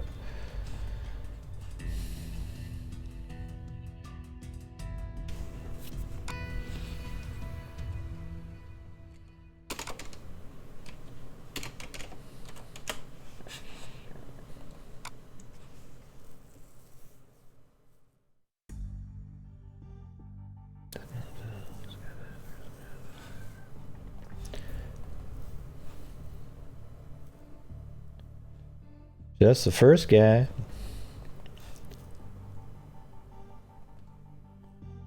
Well, call in. Darryl, let's do it.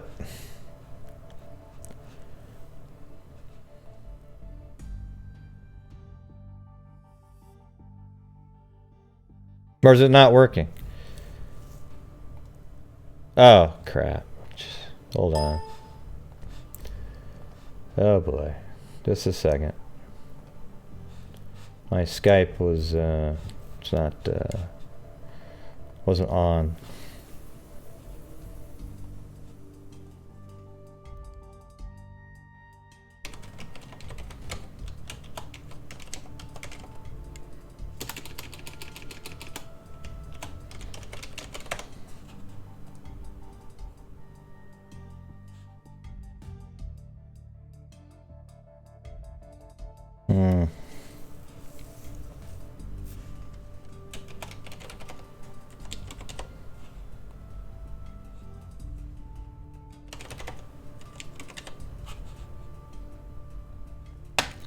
Shoot.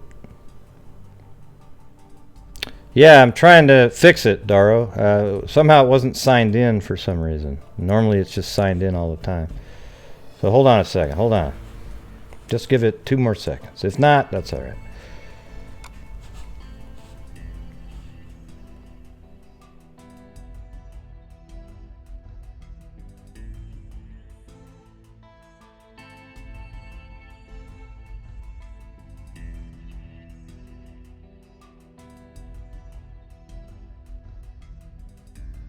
Alright, this might be it.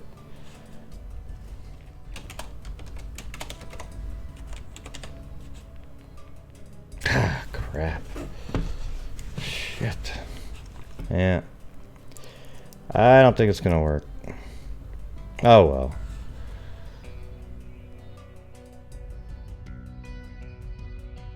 Frustrating. Yep, yeah. Sometimes things just don't work. It wants me to reset it, but I don't really feel like it. Let me try one last thing. Hold on.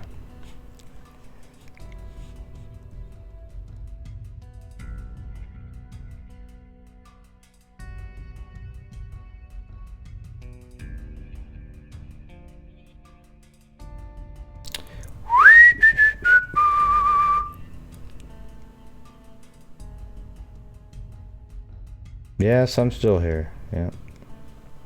Of course, I think you can see me, so you would have probably known that. That's all right. Okay, well, just keep on drinking. That would have been fun, though, to try. You know? Would have been fun.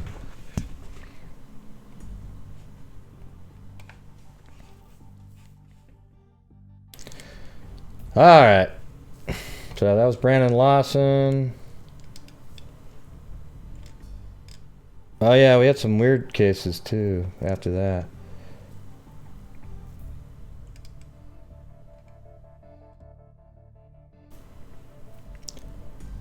Yeah, Rachel Del Tondo again, and then Joey LaBute. Remember, he was the guy that was in a bar, and then they found his body in a lake, and he was on like Tinder and so forth at the bar. This is one of the people associated with the missing men of Boston. And then Rachel Del Tondo again. And then we did me and Chasing the Truth did a Boston missing men video. She actually went down there, sort of filmed the location. Then I did a short thing on that XX Tentacion. Let's see. Yeah, then we discussed the case in Malibu with the campground shooting. Man, what didn't we cover? You know what I'm saying? Jesus. Hey, it's YouTube Court TV. Or, as we like to call them, Logic. Happy New Year's, Gray and Freaks. Oh, hey, Logic. I just got my drone today. My Mavic 2 just showed up. It's in a box in my living room. Of course, I won't be using it for about 5 months, but, you know, it's there. I'll try to figure out what's going on with it in the meantime.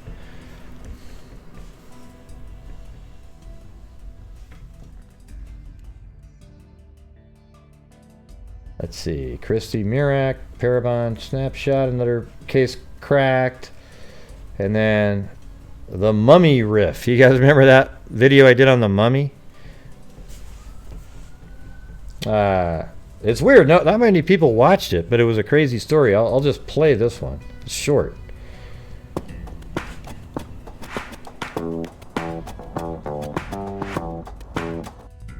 Well, you probably won't see videos until like the summertime, right? I mean, I don't think you can fly them in the rain. This is winter here. Hawaii is a little different. Oh, shoot. Sorry about that.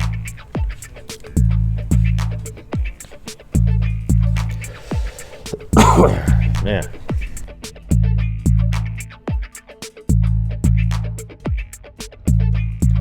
All right, now let's get into this topic. Isn't this crazy? On Daily News. Look at this. UCLA professor 47. Let me reload this. Get that, whatever this share thing off the screen there. I hate that crap. UCLA professor 47 suffers sudden death during recreational mummification bondage in sex dungeon of 62-year-old Hollywood exec's LA dungeon basement. So, how do we know that this was really what that was? Doran George, 47, suffered a sudden death How do we during really know recreational what that was? mummification. What does that even mean? Because that's what we all do, right? You know, some people go to a park.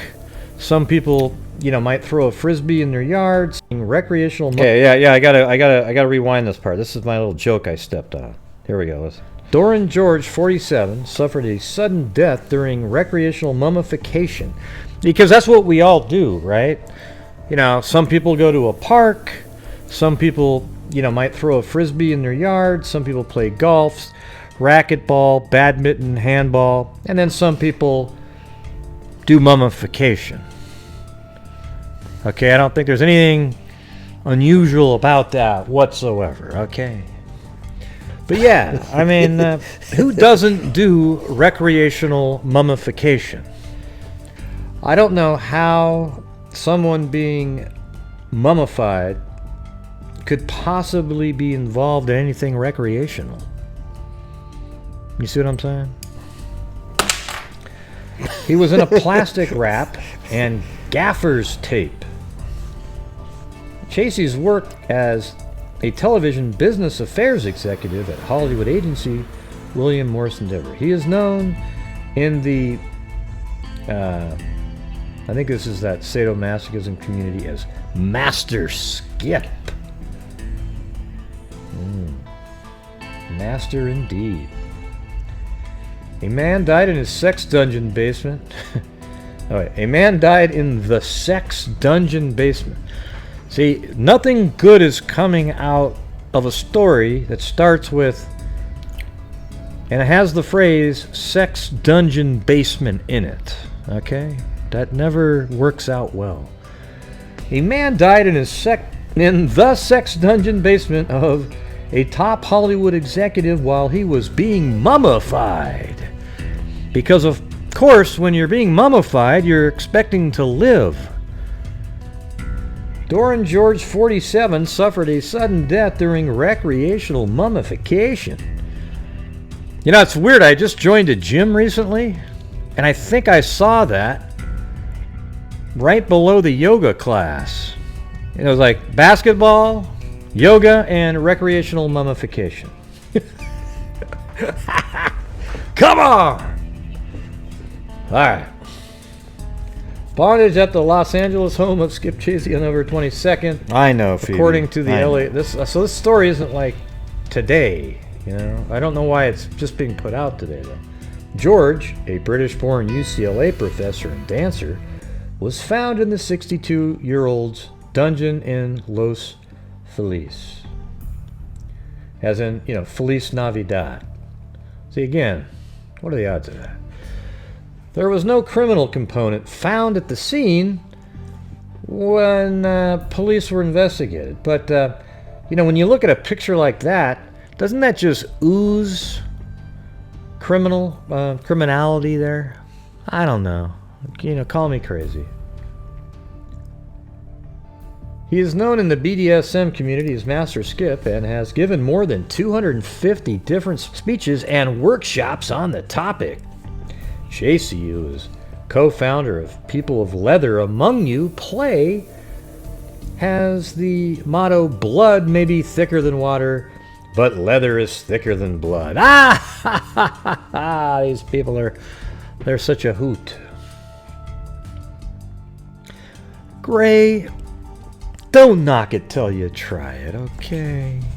See, that's kind of what Phoebe just said up above. She said, Gray, you're so close-minded. No, really? Oh, Gray, you're being so close-minded. And maybe she heard this, right? I think you must have heard this before and you remembered the line, because I just said that.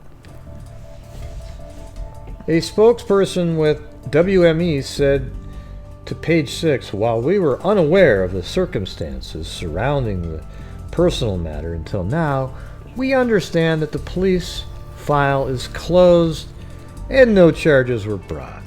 If other facts developed, we will reevaluate the situation and determine any appropriate actions to take. Right. I don't even see where his head is. Like, where's the head? Do you guys, you see what I'm looking at there? I guess apparently in recreational mummification, the head removal is also required, and then they all just get along and have a good laughter afterwards.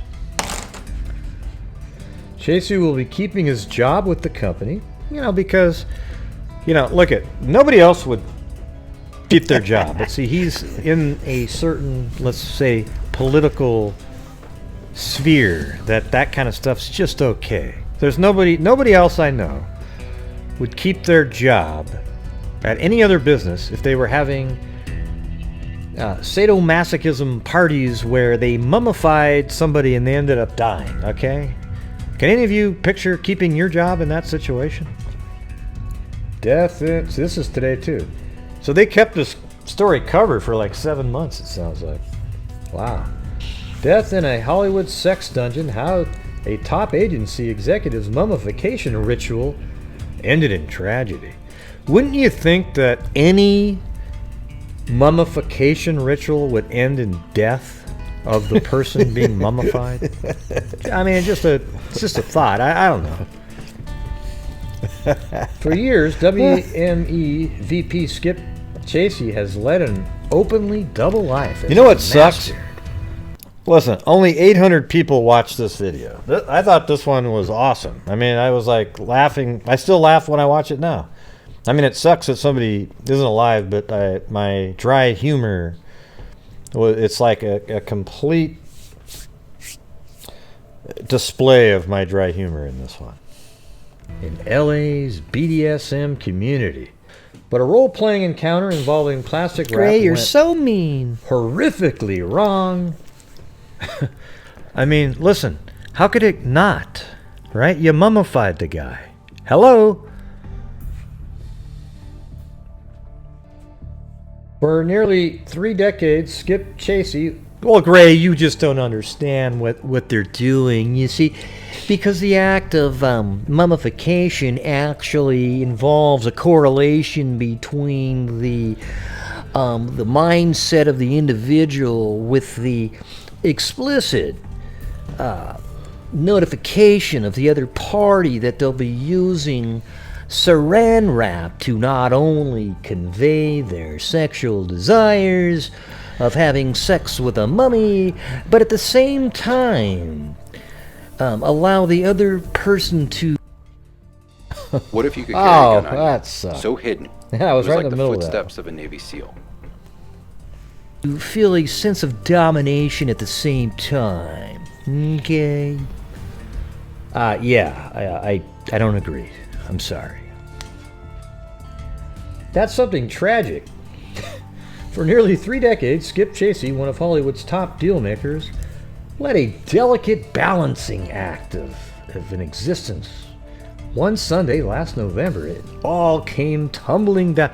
Didn't it come tumbling down prior to that? I mean, the fact that you were even doing all that, wasn't it tumbling down then? That something tragic had occurred became known to his many friends the following morning when on November 20th, 2017, Chasey posted a troubling Facebook message. I've just experienced a traumatic loss of a mummy, he said. I'm kidding, he didn't say. Tragic loss that necessitates my having to withdraw from the madding crowd and grieve for a while, he wrote. I'll be back, I promise you. But for now, I must tend to myself and a few others as well. Oh, Jesus, get over yourself. The post received 130 notices of support and condolences. No one questioned what happened or whom. Yeah, of course, right? Certainly, none of the messages expressed even an inkling that the traumatic loss in question occurred as a result of a sex ritual gone horribly awry, one of which Chasey oversaw the mummification of a partner in plastic wrap, who then proceeded to expire in front of him. Very interesting. I wonder how did he sell this to the cops as being like, oh, hey, nothing to see here, folks, you know, that kind of thing. Like the cops just went, yeah, okay, that makes sense, sure, yeah, I just saw another one last week. It was hilarious. There was, you know, this guy had 6 mummies, only one died, so we even cut him a bigger break than you. Of course, the one dumb mummy that you have didn't make it. So in his professional life, Chasey, 62, is a senior VP business development at William Morris Endeavor, a position he's held. He probably has a lot of dirt on a lot of people. He's probably, the reason he's keeping his job is he's probably had a few of these encounters with some of his employees, if you know what I'm saying, like maybe his boss, right? That's just a theory out there. I'm not saying that's fact. Okay, it just seems odd that you would keep your job after mummifying somebody, and a UCLA professor nonetheless, and having them die right in front of your face. Shows a really, I think one thing that you can take from this is that it shows a lack of judgment. Can you all agree with that? Let's see. But in his personal time, Chasey is a master skip, a respected figure in the Los Angeles leather scene. Wow! That just oozes respect, you know what I'm saying? Google his nom de dungeon, as dozens of links and videos turn up, including an entry on leatherpedia.com, which provides some biographical highlights. You notice how the story is now just really excited about that part of it, really wants to talk him up a little bit. Oh God, look at this. First San Francisco 1978, and then New York 1981, and finally laid roots in Los Angeles in 1992, where he fully immersed himself in the gay bondage scene. Okay. All right, Heather Mumslaughter. Prepossessing Midwestern looks are far from the Tom of Finland ideal. Chasey has fashioned himself into a sadomasochistic, spiritualistic, and community leader. Look how they're just so excited about this guy. God, you just sound like he's a hero of yours, but for the mummification that went wrong. You see what I'm saying? Like, listen, put it, he is incredible. This guy is one of the best. Let me ask you this. Michael Jordan's a great basketball player, right? If tomorrow it turns out his wife died in his bedroom from mummification, would you still go? Would you even think about Jordan anymore in terms of basketball? You'd probably think, God, do you hear about how he mummified that lady? Oh my God. Maybe Jordan transcends that. I'm just saying. It's ridiculous. I mean, look at it down here. It says, so down here it says, merge second period. His resume touts a starring role in the 2005 documentary Pup, which chronicles his involvement in the pup play scene, in which a handler and a human puppy interact for sexual gratification. His certification as a grief counselor. How in the hell could this guy have anything to do with anybody else's psychological problems? His certification as a grief counselor and his invitation to address as Master Skip a crowd of nearly 1 million at the Millennium March on Washington.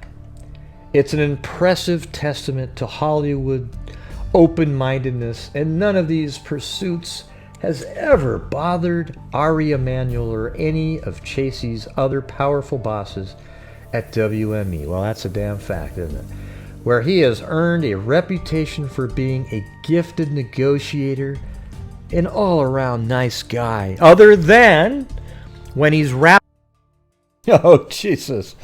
Come on, you stupid ad. That was right at the punchline. Wrapping somebody in saran wrap, and they die in the mummification process. Anyways, that was it. Okay. So that was basically just part of a live that I did, and I cut that out because I thought it was funny. Oh, Gray, that's so mean. Somebody... Listen, I gotta tell you.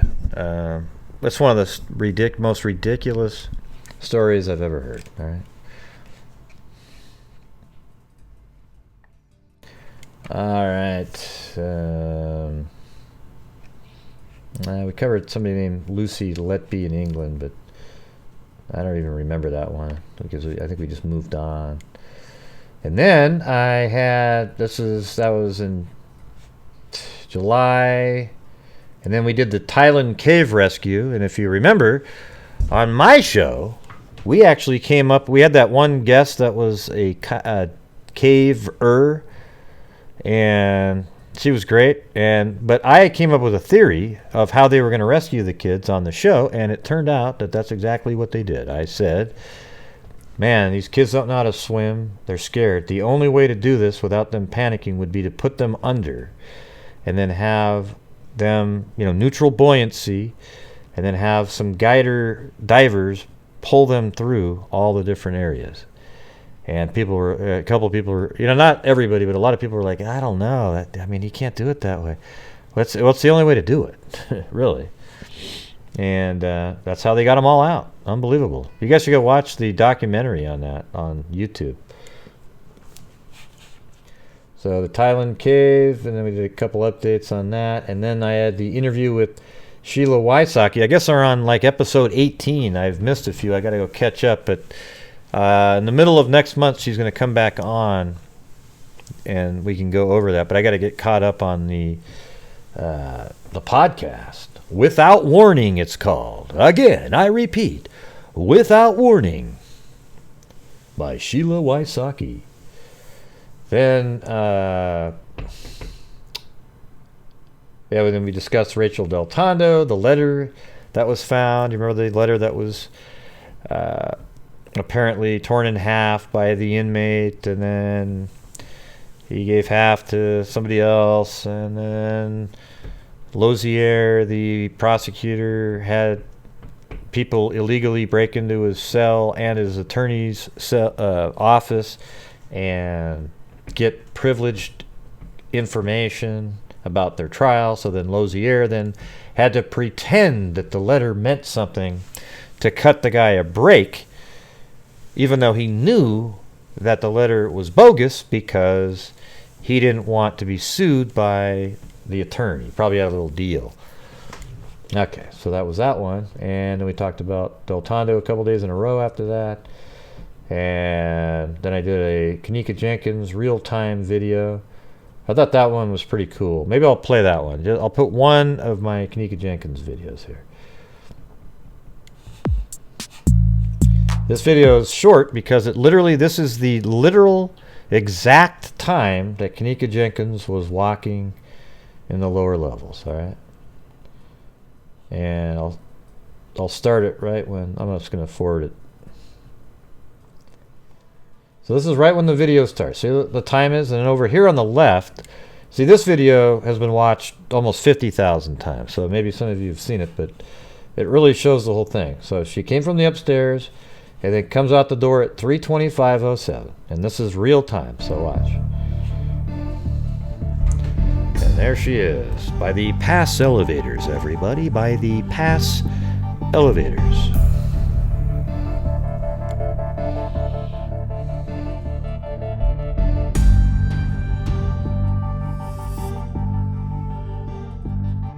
Thanks, Lanky Jen. So this is the clock ticking away. This is time that she's not on camera. But there she is coming up the ramp just after the elevator. And she's really slow. That's why the camera didn't pick her up sometimes. Right now it didn't even pick her up. So right here, look at that, right there. When she stops, the red box isn't on her because she's not moving. And then it picked her up because she had a little sway there, you see. And now it's got her, the red box, it's got her solidly. 3:25, 53 seconds. And look right here, I have it matched up with this.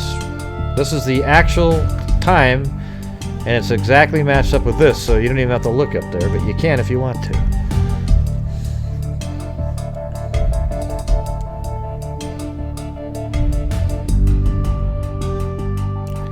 Sorry about that, Lisa. I'm glad I was able to make you laugh a little bit about... Yeah. So here she is on camera. And if you notice over here, I put... she was on 12 seconds on that one, 37 seconds on that one. Now we're waiting to see how long she was on this one. And that's just the music playing in the video, so I can't turn it down. Well, I guess I could turn it down. I could go like that. And that was 35 seconds right there on the left there. So far she's been on the camera for 1 minute and 24 seconds total time.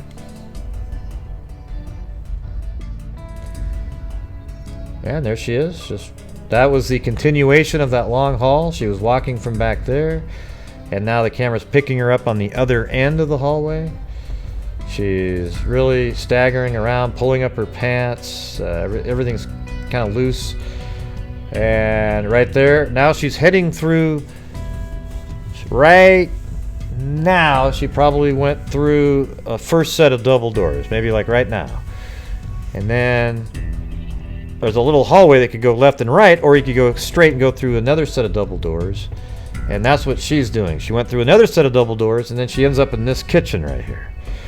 Right there. And then she walks back to another part of the kitchen. And then you'll just see her walk by for a second.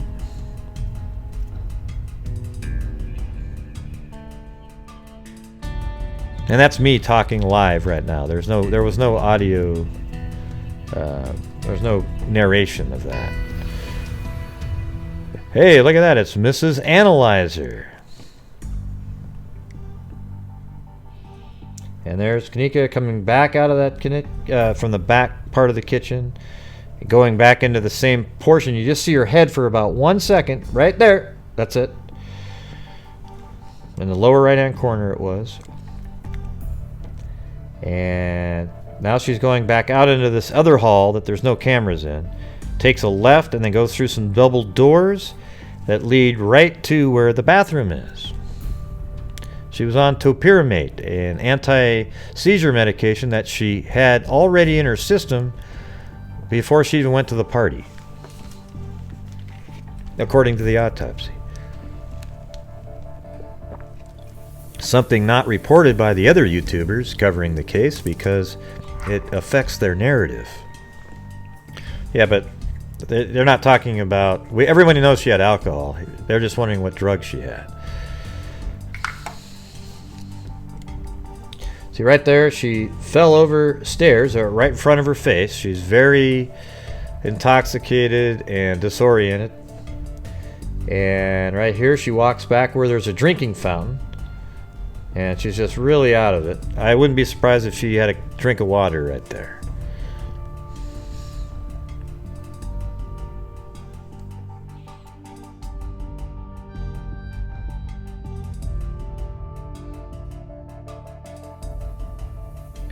And then right here, she goes into the... Now look what time it is. It was 3:29:50. She's in there for like 50 seconds. Because everyone goes, well, look, she came out. Look, it's only 30 seconds. Well, no, because you're skipping the fact that there was no motion being detected for a good chunk. So this is the whole time that she's in that bathroom right here. So it was at 3:29:50. So now we're already at 30 seconds right now. Maybe it was only 40 seconds. I can't remember what it was. Okay, now it's been 40 seconds. 41. So she's in the men's bathroom this whole time right here. All right. Now she comes out, so it's about 45 seconds. And then she goes back around to get a drink of water. There wasn't somebody over there calling her name, everybody. There wasn't anybody calling her name.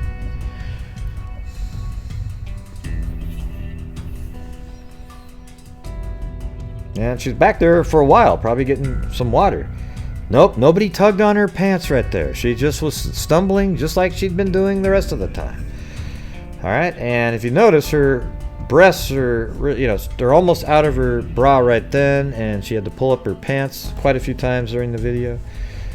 And now, right now, she walked through some double doors, those same double doors that she went through. You can't see her go through them, but they're there. Therefore, she went through them. And now she's walking in the area where the, let's see, she probably isn't even quite there yet, but she's getting near the area where the dumpster is and the elevator. There's like a freight elevator. And that right now she's probably taking a left and then heading into that stairway right now. And that right now she's probably climbing up the stairs. It takes like a minute or something. It makes total sense to me. Maybe going up the stairs right now even. And then when she gets to the top of the stairs, she just kind of comes out of this little opening and then took a left, went into some wooden door, double door made out of wood that probably should have been locked.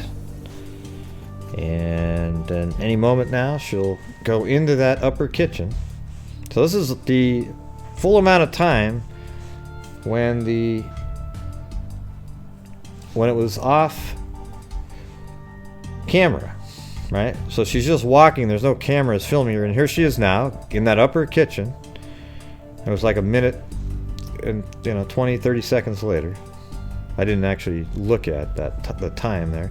And there she is walking back. There's nobody anywhere in any of the surveillance. And then she goes into the cooler. And that's it. Now watch. This thing will show you everything. That's all you got to know. But a lot of people just choose not to watch this. So she was on camera for 3 minutes and 5 seconds. The entire trip from the bottom of the elevator was 7 minutes and 49 seconds. All right. That's it. Well, I hope you guys appreciated that video. And yeah, see? There you go. All right. And then on July 15th, there was an arrest made in the April Tinsley case. John D. Miller, the same case that I had covered back in, I think it was March or April earlier. And they used the same technique they used to catch the East Area rapist. It was awesome. All right.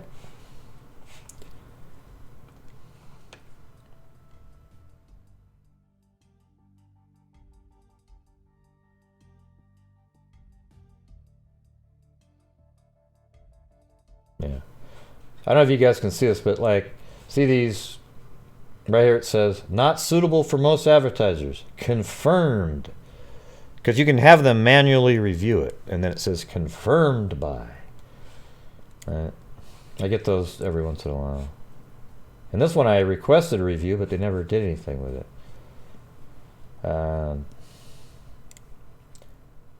So they're arresting April Tinsley. I talked about him again and discussed how they figured it out.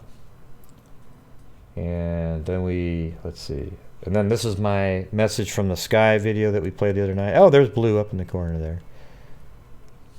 And there's John D. Miller, the barbarian, right there.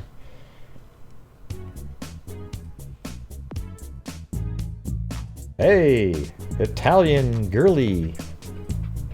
New York City. wasn't ready. And here he is. Here's the person who killed April Tinsley. Look at this guy. I mean, he looks like somebody right out of a horror movie, doesn't he? You know, remember his brother said he knows it. He's really going to sell it. Oh, boy. Jeez, I can barely think. How can I even walk? Listen, don't buy this crap, okay? You guys remember the East Area Rapist, right? Remember that video we saw of the East Area Rapist when he was just sitting? Yeah, this guy's just a...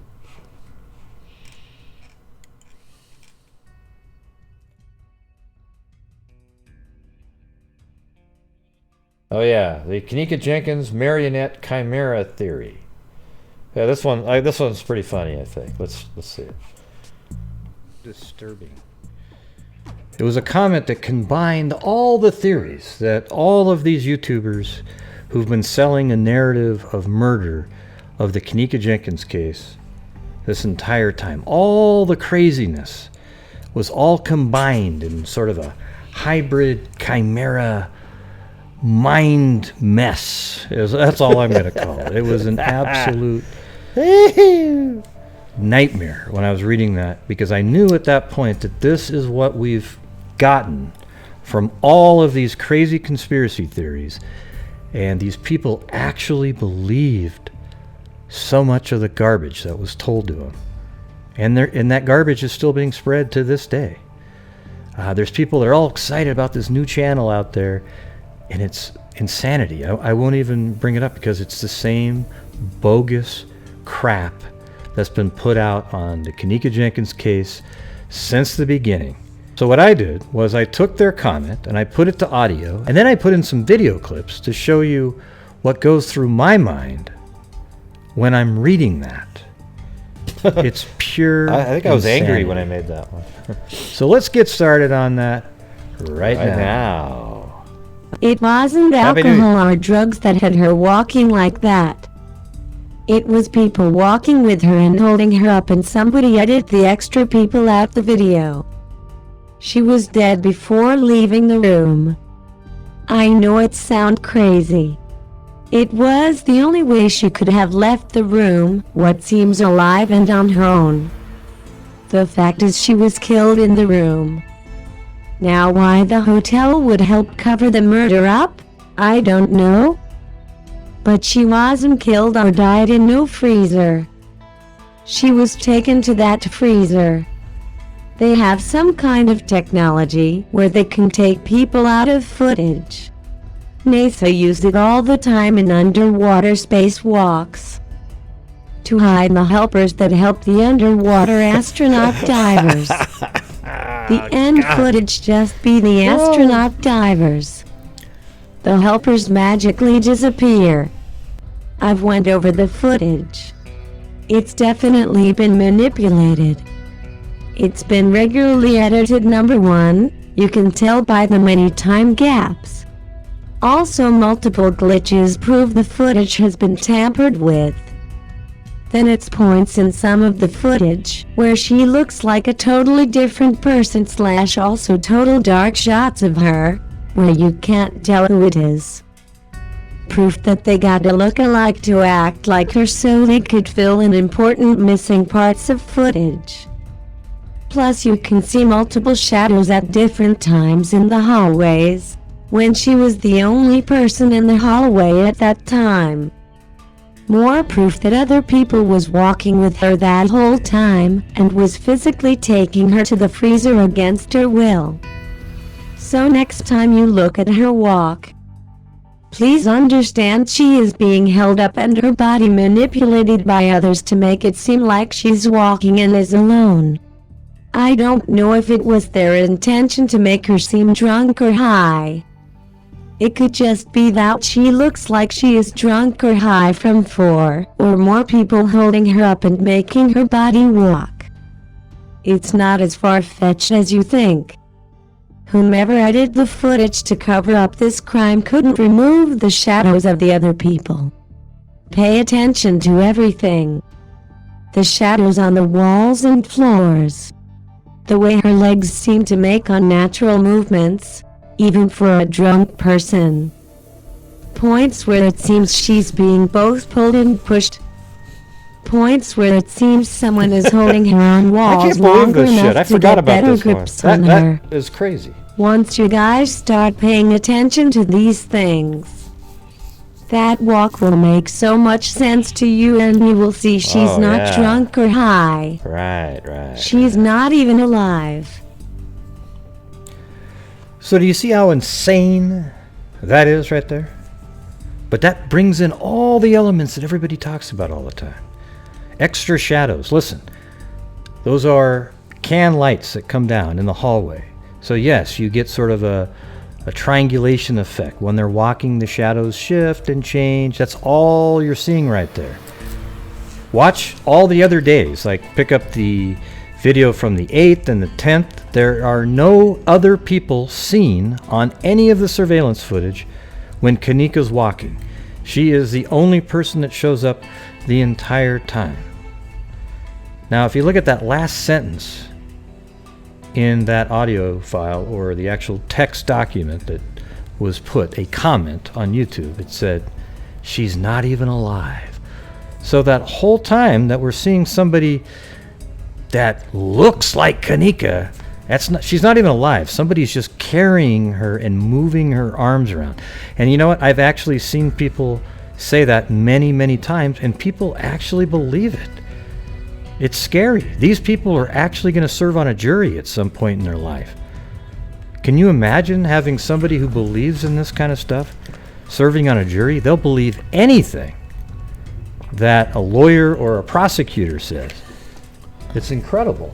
All right? So I don't know what else I can do in this case. All right? I know people, I've left and come back, made a couple videos here and there, but it just seems like this is sort of the jumping the shark moment. This is the moment where it's all just come to a head and you realize how absolutely whacked out this is. I mean, there's people now all excited about this new YouTuber. I won't even mention their name. And when I say new, I mean regarding the Kanika Jenkins case. And they're putting out the same garbage and trash that's been put out the whole time. Just another sort of angle on it. It's absolute garbage, okay? Now, Kanika Jenkins died accidentally in the freezer. That's the case. To me, it's a simple case. But if you want to make it a murder, then it becomes really complex, because then you have to invent all these different things that can help you sell your story to the other people who want to believe that it's a murder, okay? It's just not. All right? Now, all the people that keep making these videos should be ashamed of yourselves for creating someone just like the person I showed comment on YouTube. It's absolutely ridiculous. Okay? So, I think I'm done. Yeah. Wow, isn't that crazy? Can you believe that shit right there? That's what I was dealing with the entire time in that case. Just lunacy. Absolute morons. And it's not, well, Gray, they just have a different opinion. No, it's literally morons. There isn't an out for that.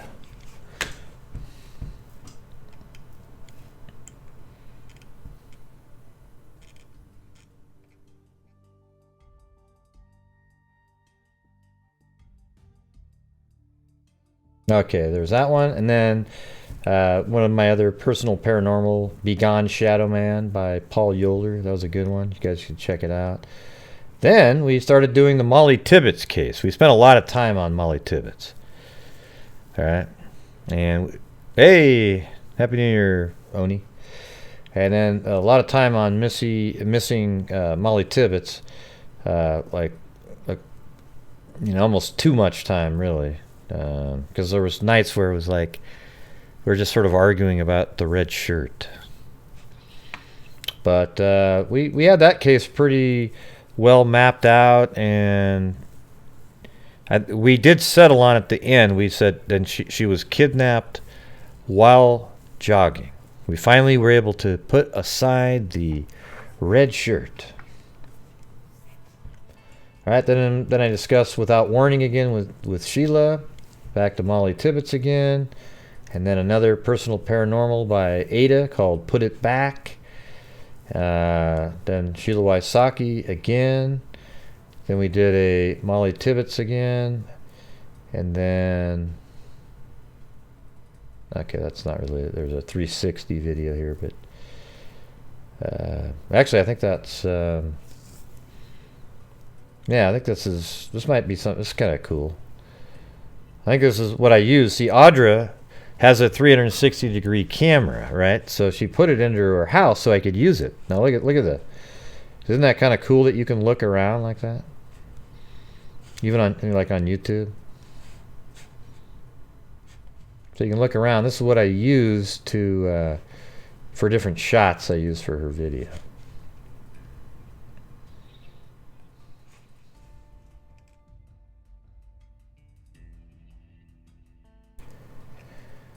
All right, and more Molly Tibbets.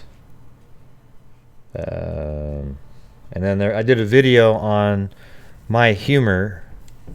I think I've played it here before, but maybe some of you haven't heard it. It's called Love It or Leave It, My Humor. It's a short video. I think it's only 6 minutes. So here you go. Pop, pop, pop, pop, pop, pop, pop, pop, pop, pop.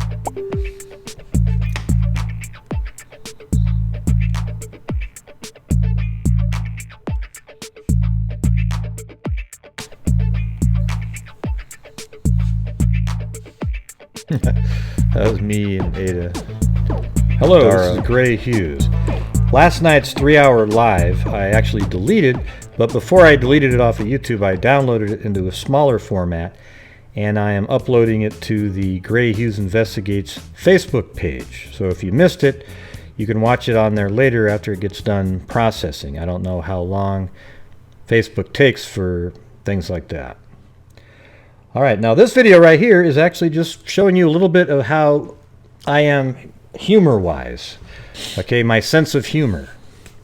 Okay, it's a little bit dry, sarcastic, and if you don't like it, then I'm probably not the channel for you. Okay, because it just comes out when I'm doing my videos. Okay, so I'm going to give you a sample of how I am, and just by watching that, you can either subscribe or unsubscribe if you think it's just too much for you, okay? But this is who I am. All right, so let's get started on the video right now. Okay, authorities told Ashley Fortner they believe the makeshift bomb was created using dry ice and water sealed inside the plastic bottle, a well-known technique for fashioning crude explosive devices, she said. Well, hey, thanks for explaining it really clearly there so that other people will go, really? Wow, let me try that. Pressure created when the dry ice, which is solid carbon dioxide, turns to gas, can trigger a powerful blast. I'm talking to you guys because you're adults. I feel like you aren't going to go try this. Too late, Gray. I already tried that once. You know, our psychologists, they're so good now. We can always rehabilitate somebody. You know, it's just you got to communicate with them and do this and that and the other. No, it doesn't work, okay? It doesn't work. You know, you have people like Dahmer, right? He goes, oh yeah, I found God in prison. Does anybody really believe when he was in prison that he changed because he found God? I mean, he was eating people, putting heads in boxes. Okay, he's not. Oh wow, I just all of a sudden, because I read the Bible a couple times, I don't think about that stuff anymore. No. You know, I tell you what, they should just get rid of prison. As a matter of fact, what they should do is just hand somebody a Bible. Just go like this. Oh, you just killed 20 people? Listen. Here's a Bible. Go sit in the corner, read it, and then get on your way, all right? Because I know that's going to make a difference. Gray, you're making a mockery of the system. I mean, they do a lot more than that. Yeah, I know that. It's a joke. All right. On his arrest, law enforcement sources say Dayton not only confessed, blah, blah, blah. My body did this, not my mind. Wow, that's so weird. So his mind's telling his body not to do it, but his body just kept moving. That's weird. No, your mind's writing checks that your body can't cash. So how's that related to this one? My body did this, not my mind. Okay. So his mind wasn't writing checks. Right. But his body was trying to cash it. Interesting. Somebody asked in chat, Little Victories, can we name all businesses that Molly would pass if she jogged 2 miles either way? Cross-check people who were working anytime from 5 p.m. to 8 p.m. No. Is there any more questions? Are you kidding me? Jesus, why don't you do that? Really? You're going to go every business and cross-check who works there? Really? I mean, I think the police do stuff like that, right? We kind of just take what are known facts and try to put things together. I don't have the ability to, call up there and say, hey, sir, who all works there? Don't mind me. I'm just somebody. I'm a real nosy person. Who all works there? Well, Jim, Steve, and Samuel. What time do they work? Okay. Now, can you give me their home phone numbers? And I want to give them all a call. Okay, those bastards got to answer the question. I've learned that phrase in the Kanika Jenkins case. Someone will bust out a bunch of bogus information, and then you have all these people type in facts when they realize it's really not facts, but it sounds cool when you say it that way. Didn't really have any more to talk about. We just started rambling on for an hour. This is what you sound like. You know when you're dating somebody and you're like the first part of your conversation, at the end you just sort of start just talking about anything because you don't want to get off the phone yet. That's what this is like right now. You see, we're just there's just people at the beginning of a relationship, and everybody in the chat's just sort of like part of the date, and we're all just rambling on even though there's nothing else to say. Well, I hope that wasn't too bad for all of you, and I appreciate you watching the video. Yeah, there it was. I made that video just to preemptively, so people don't have to subscribe if they don't like it. All right. Oh yeah, and then I made a video defending Ada against somebody, but I don't want to play that one. And then more Molly Tibbets, planes, trolls, and automobiles. I don't even know what that was about at that point. Man, this is taking a while to get through all these damn things. All these cases. Wow. Crazy. And I guess another without warning. I didn't think we did that many of them, but and then Molly Tibbets was still big, and then wait, I think I've already been on this page. Hold on. No? Maybe not. I See You. This one's experienced by Audra Blankenship. That was another personal paranormal experience. And there's the Sarah Gomez case. I'm not sure why. How did we get all the way back? Oh, this is an update on that one. And then on the Sarah Gomez case out of Bend, we had the brother-in-law call up and discuss it for a while. That was pretty good. And let's see. Khalil Amin 3 Miss. Oh yeah, that was Ada's. I don't know what you. I don't know. I made it for her though. Let's see. And then Umbrella minus women. That's another, or woman. Umbrella minus woman. That's another personal paranormal experience by Krista Tolak in Scotland. And then Molly Tibbets again. Molly Tibbets. Then Ginger Gover. You remember the lady up in Washington who was visiting a friend and went to a gas station, lost her, one of her tires was flat, and then apparently another person came and picked her up and helped her with a tire, and then something happened to her, and then they found her body just this not too long ago, actually. All right, and then we started covering the Chris Watts case right after, right when it happened. See that? Shannon Watts missing. And her name is Shannon, by the way. Do you notice how everybody kept saying Shannon and all that shit all the time? I mean, her name is actually Shannon, just like we all thought originally, but then, these really highfalutin high-minded people were like, oh, how dare you? Her name is spelled like this. Oh, come on. Or pronounced. Whatever. All right.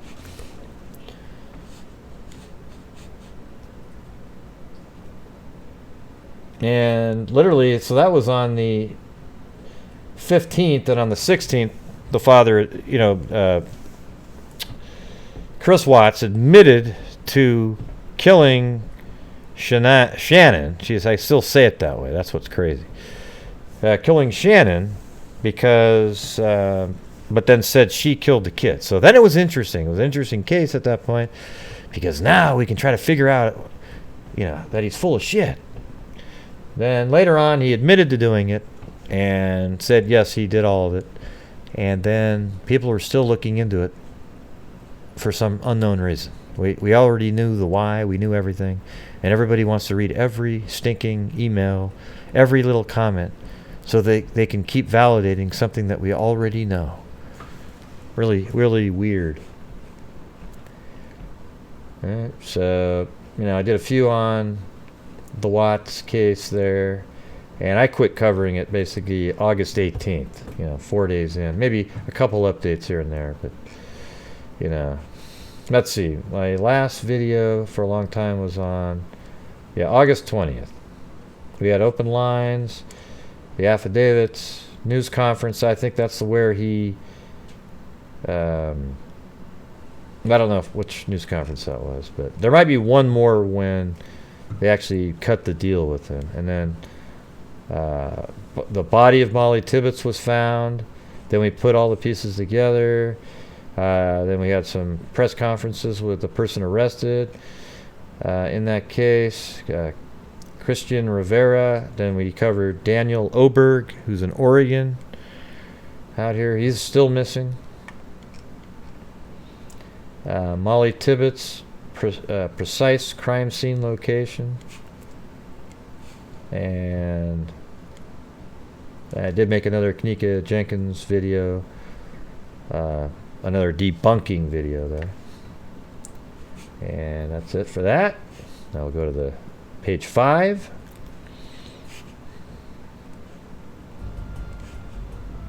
Get some music going. Yeah, I've seen that before, Donna. I don't even know. I don't buy that that's who that is until there's any proof at all.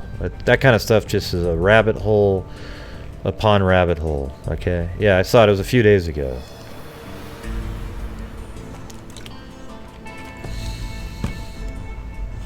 All right.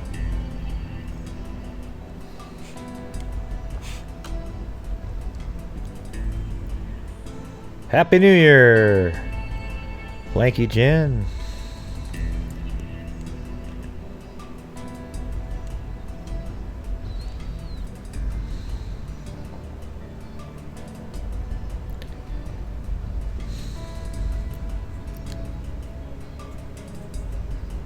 What video has 1.5 million views?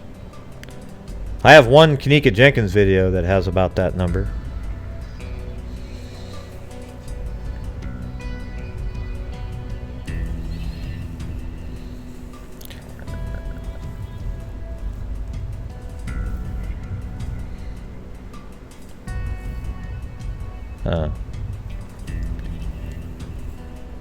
I've talked about Kyron Horman a couple times, but never really dug into it. Oh, okay. Yeah, that one video, it says, "It all makes sense now," or something like that. And it's weird, too, because that's not even one of my best videos, but it did tell the exact route at the time. And somehow it made it into some weird algorithm thing where it gets shared every day, all the time, everywhere, all over the place. Yeah. Yep. And let's see. Then I did do oh yeah, this is the new page. So we have Molly Tibbets, the case breakdown, start to finish. Then we just that case was over. Then Megan Cordy, I believe, yeah, she's the one in Oregon that was at a wedding. That case is still strange to me that the mom just sort of got away with it. Probably couldn't prove anything. but she was walking. Well, it was after a wedding, she was in a car with her mother, and her child was in the back seat with her or something, and then she got out of the car, or some, then maybe back in the car, and then they were driving, and then somehow she got flung out of the vehicle on a curve. But the mother didn't say anything. She just kind of hid that fact. Yeah. And then the Molly Tibbets arrest warrant, and then Stephen Kocher. Yeah, we covered that. That's that crazy one where he's on surveillance. And he just kind of disappeared. And we have them all mapped out. You can go check out that video. And then remember that mystery woman that was on the surveillance camera? That case got resolved. And then Rachel Del Tondo again. And then the mystery doorbell woman was found safe. And then arrest was made in the Jolie Musa case. That was the boyfriend.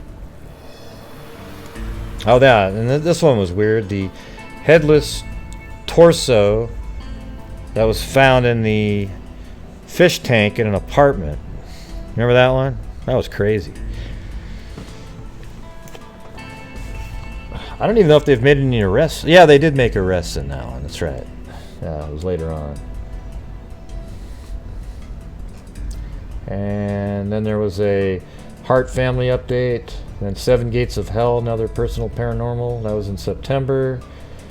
Then Crystal Rogers. We covered that one.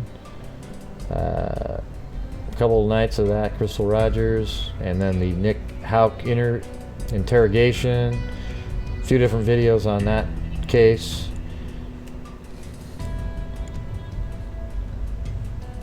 And then I did another video on Don't Forget Megan Oxendine, Christina Bennett, and Rhonda Jones. That was on in September.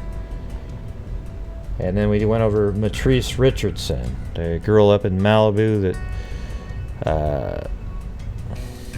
God, that was a weird one. She was walking around, she was by somebody's house. She was at a bar, and people said she sat down in there, and they bought her food for her, I guess, or she thought that they were going to buy her food.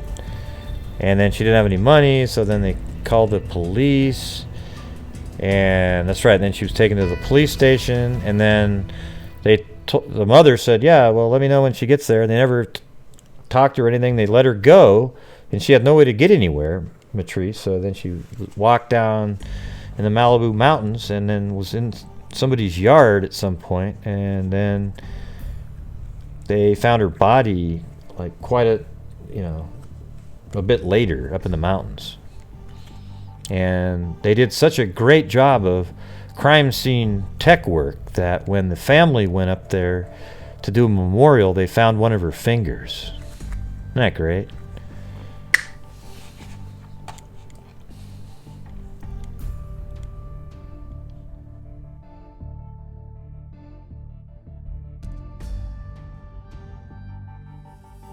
I guess there's another Chris Watts court order stuff here, but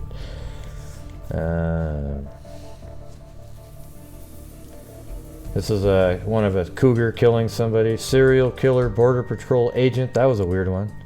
That kind of just died away quick. Remember that one, the border patrol agent that had killed like 3 or 4 different women, and one escaped out of his car, ran right up to a police officer that was there. Then they followed him. He tried to get it into a shootout, but that didn't work, and then they arrested him later.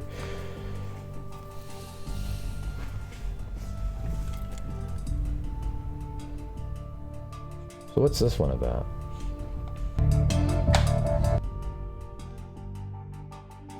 Portland. Oh, okay. Huh. Oh, yeah. That was the case with the... yeah, this is a guy that lived near me at one point, but then he was arrested for that murder. I can't remember her name, but it was an unsolved case for a long time.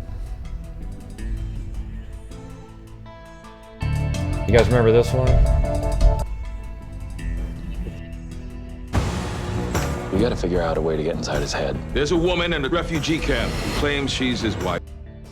And then started going everywhere. see, a lot of people were looking for her. blaming So we them took off out the door screaming up for the killing street. her. I kept Julian right by my side. We kept looking everywhere, everywhere, everywhere, everywhere. It's a 2-hour live there. So can't remember the name of that case though at this point. I might have done a follow-up on it though. So yeah, more on the Border Patrol agent. And then we stumbled upon that crazy case of that female golfer. That was in September. That was just golfing on the golf course, and we figured that one out like right away. The whole scenario. It was crazy. Then we had I can't remember his name. Oh, there he is. Leo. Remember that? He called in because he was living in that community at the time. And then Ginger Gover's body was found miraculously because they were building a road near the place where she went missing, and they found her body. I mean, nobody ever would have found her if that hadn't happened. And then I had Leo call in. We discussed the killer because he actually knew who that guy was. And then he was arrested. And oh wait, then there was that woman jogger that was killed by just an absolute barbarian. I don't know if it was Chicago or New York. I can't remember. Maybe it was more like in let's see, where was it?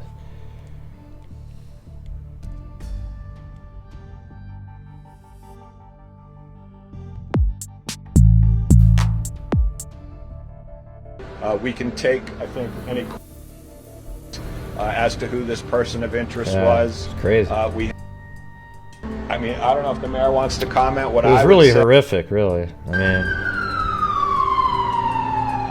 mean, she came into this restaurant and she was bleeding all over the place, and people just started running from her. we're still combing through his criminal history right now, but we do not have any indications of violence in his criminal past. I don't have. I mean, this guy right here, he'll never be a paramedic of any kind, or you really wouldn't want him fighting for our country in any way. Okay, he just I mean, look at this guy. They couldn't do enough to save her life. Yeah. We're still. Anyways, she died right there, and then they did catch the guy the next day. It was really quickly solved, which is good.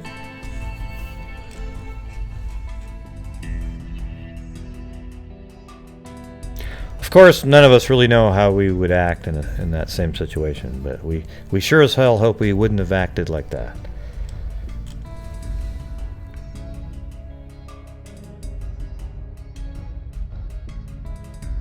Oh yeah, they did cover the Logan Schneidelman case. Oh yeah, and then we started talking about that police officer who thought she was going into her own apartment and then shot the person who actually lived there. She's going on trial for murder though, so. And then remember Maddox Rich, the little kid that went missing at that lake. Everybody thought the dad did something, but it was really, the kid's just autistic and ran off, and they couldn't find him. Yeah, I mean, maybe he wasn't being the greatest parent at the time, but he didn't do anything to him. So, I did a few videos on that.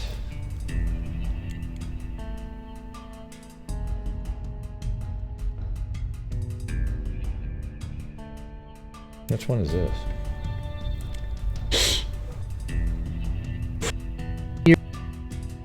Oh yeah, that was EquiSearch.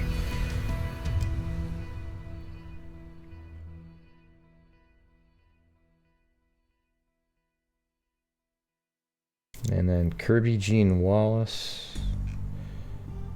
Oh yeah, do you remember that one crazy shootout case, God, my voice just disappeared. That case with the guy that was driving around town, and he just kept going all over the place. It was like something out of a movie that you really couldn't plan. It was wild. I think that's this guy right here, this Tracking Kirby Jean Wallace and Matthew Weaver case. It was weird. It was like break.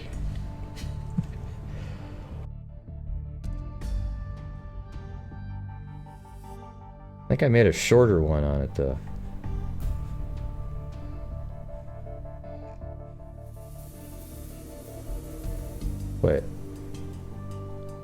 Wait, Kirby Jean Wallace. No, he was the manhunt one, right? Where he was, he'd shot, didn't he burn down a home too or something like that? Shot somebody and he was just on the loose in that community. That's right, that's a different one. You guys remember that one, right? The one I was talking about was a different one.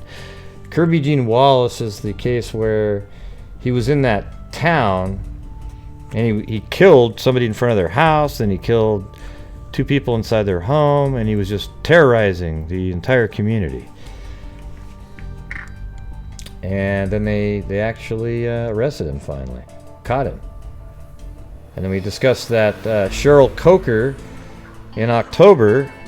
We are the first people to bring up Cheryl Coker on any news outlets, really. I mean, maybe they're local ones, but nowhere nationally. And then we had family members and so forth communicating with me because we were first. But then as soon as the regular media got involved, then they quit communicating. I always hate that kind of stuff. It's like, really? You know, I was there for you at the time. You know? Then he had that crazy limo crash.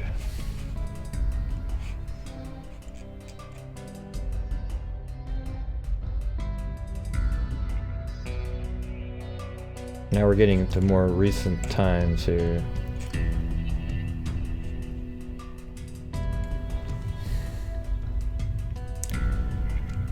Hey, is Audra Blankenship in here? I mentioned her.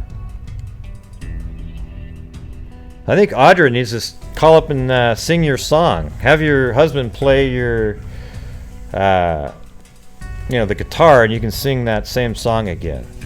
You know, that's a good song for New Year's, I think. Although my Skype is off, so.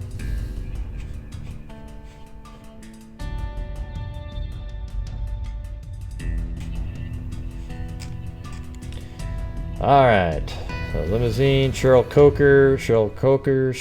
There was a body found during the Cheryl Coker case where we kind of thought that was going to be her, but it wasn't. Apparently, there's just bodies all over the place.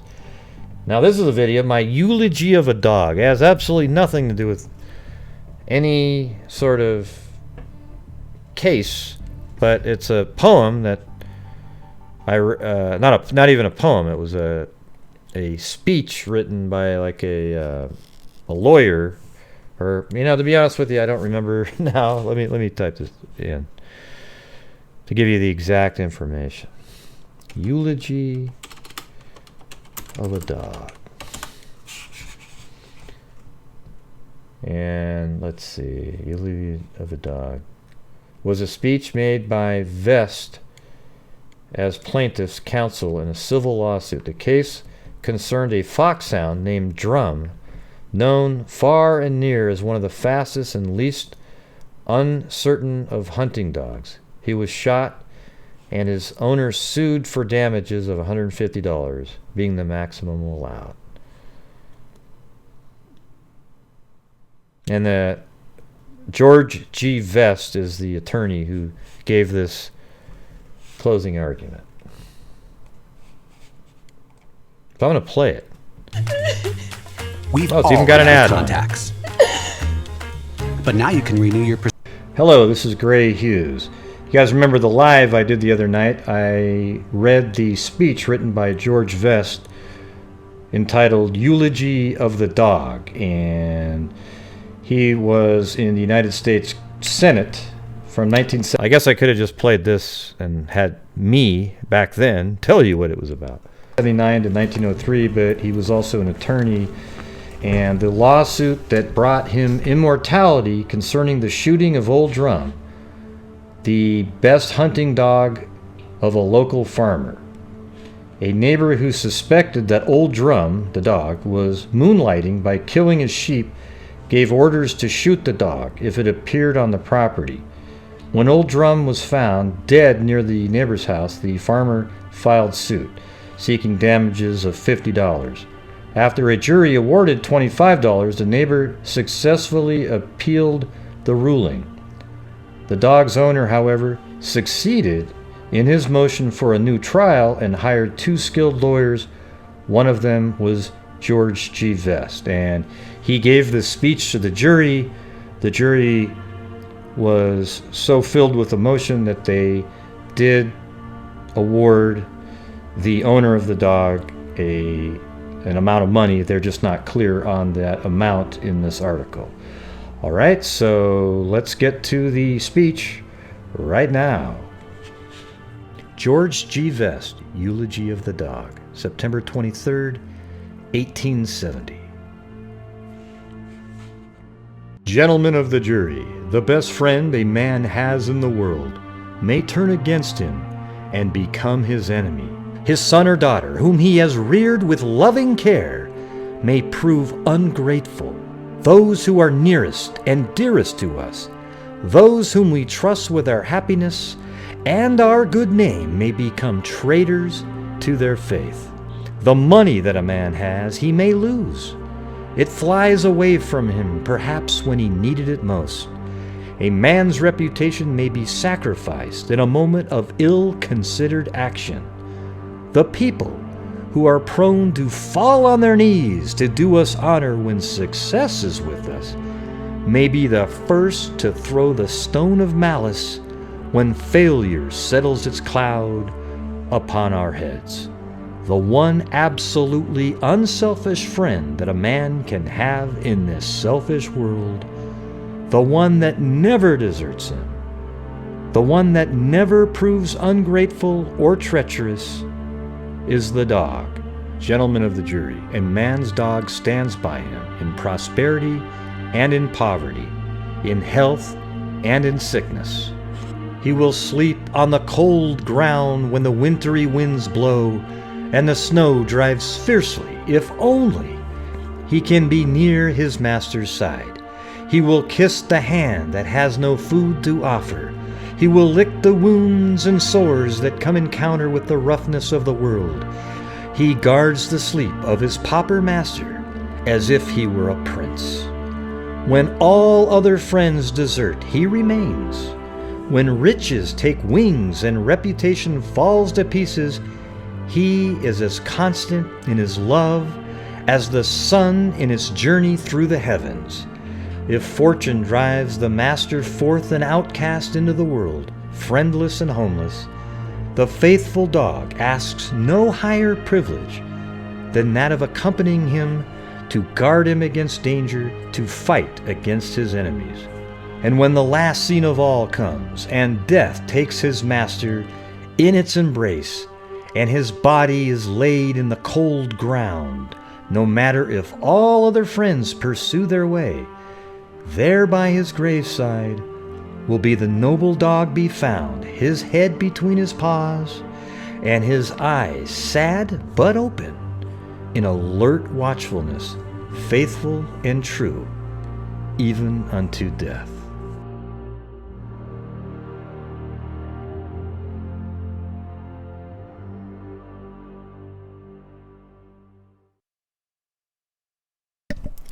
Wow, some crazy shit. Actually, hearing it that time, maybe I was like, wow, that's crazy. Yeah, it makes you sad. You know, what a great speech. You know, the writers now, people don't write like that anymore.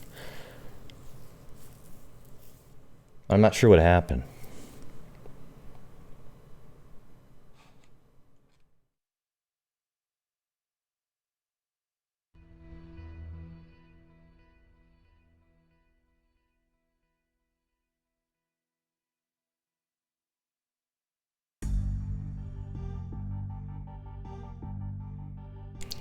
Alright, then we started covering Jamie Kloss on October 15th.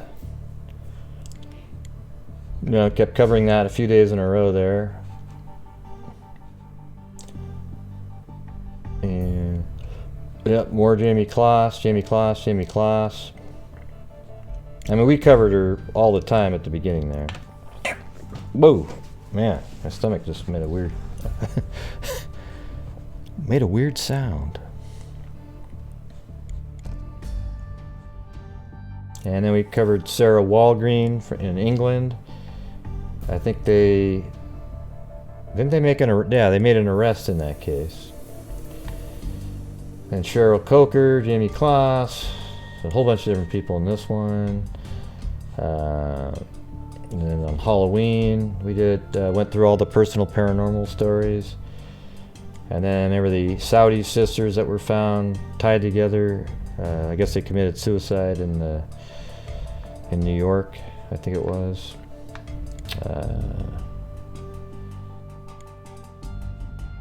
And then another arrest from Ancestry. Using Ancestry, Christine Frank.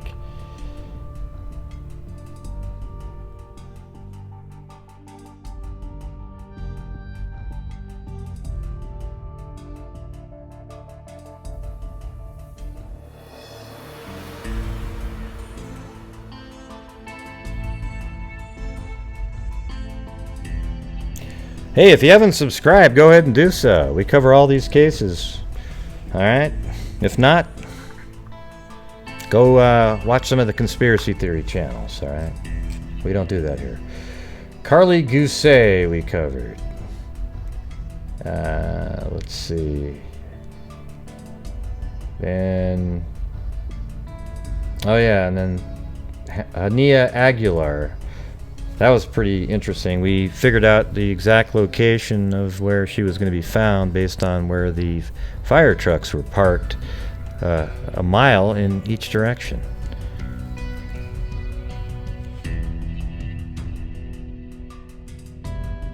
Alright, so, and then after that, we I did a video on the Roden family. I hadn't followed that the whole time, but I did follow it when it first happened, just for a bit. It was crazy. And then there was an arrest made there.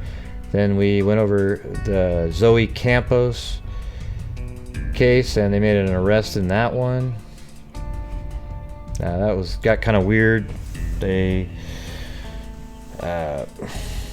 were looking in a backyard of somebody, like where he lived at one point, but he doesn't live there anymore. But they looked in that backyard, and they found bones, but it was bones to an animal. Then he let him back out there again, and then they dug up the remains of Zoe Campos. I mean, you can go check out the full videos I've made on this. And then there was this is when the Chris Watts did a sentencing on November 19th, so I covered that.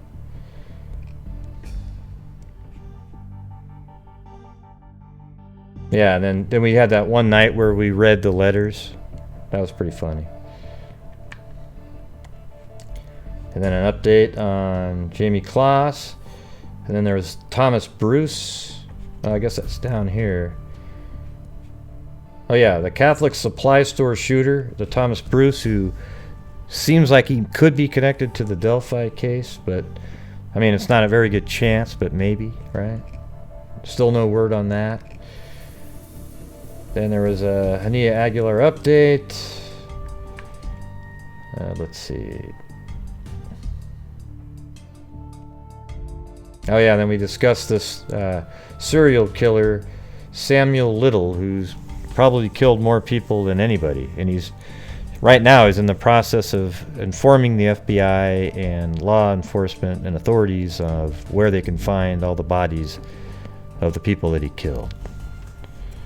Yeah, I just mentioned that, Donna, about 2 minutes ago. Yeah. Then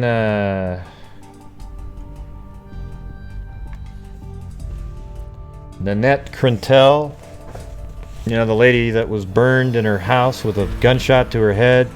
The entire house burned down, and her husband is a or a fire chief, and he drove to the scene as if he was ordering a pizza. Okay, so we've had a couple shows where firefighters and family members have come on and discussed that one.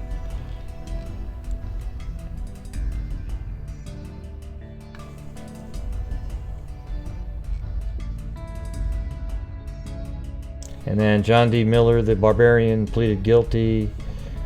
Did an update on Thomas Bruce there.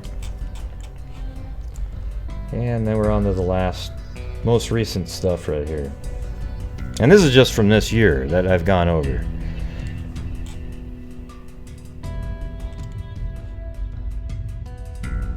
And then we started covering Kelsey Barrett on December 9th, I think. Yeah. I mean, that's about when people started actually covering it. I mean, it was weird. So the 9th and then the 10th again. And then we did the Nanette Crentel discussion again. Then Molly Golightly came on for a night with a dramatic conclusion. And then I just made a video about Keep On Trucking. Kelsey Barrett again. And we covered that quite a bit. And then there was the lawsuit in the Kanika Jenkins case where her attorney came out and lied to everybody watching. But what sucked about it the most for me was it fueled the flames of the morons who came back out. See, look, they did lock her in. Really? God. What a load of crap.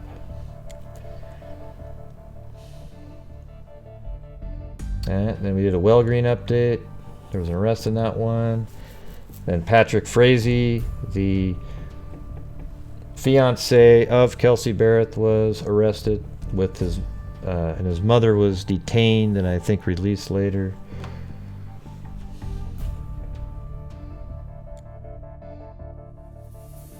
Then we did a kind of a cool police chase. It's the only one I did, but it was fun to do and it was interesting.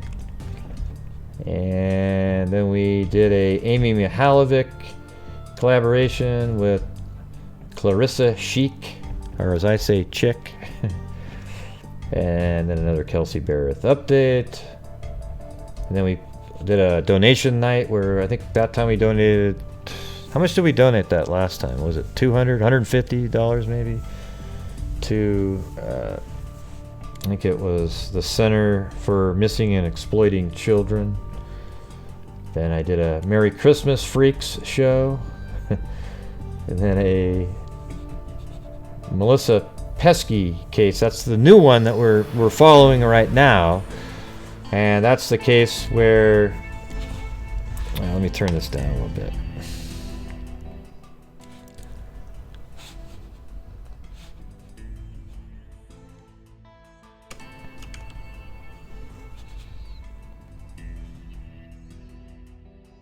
Yeah, so this is the new case that we've been following.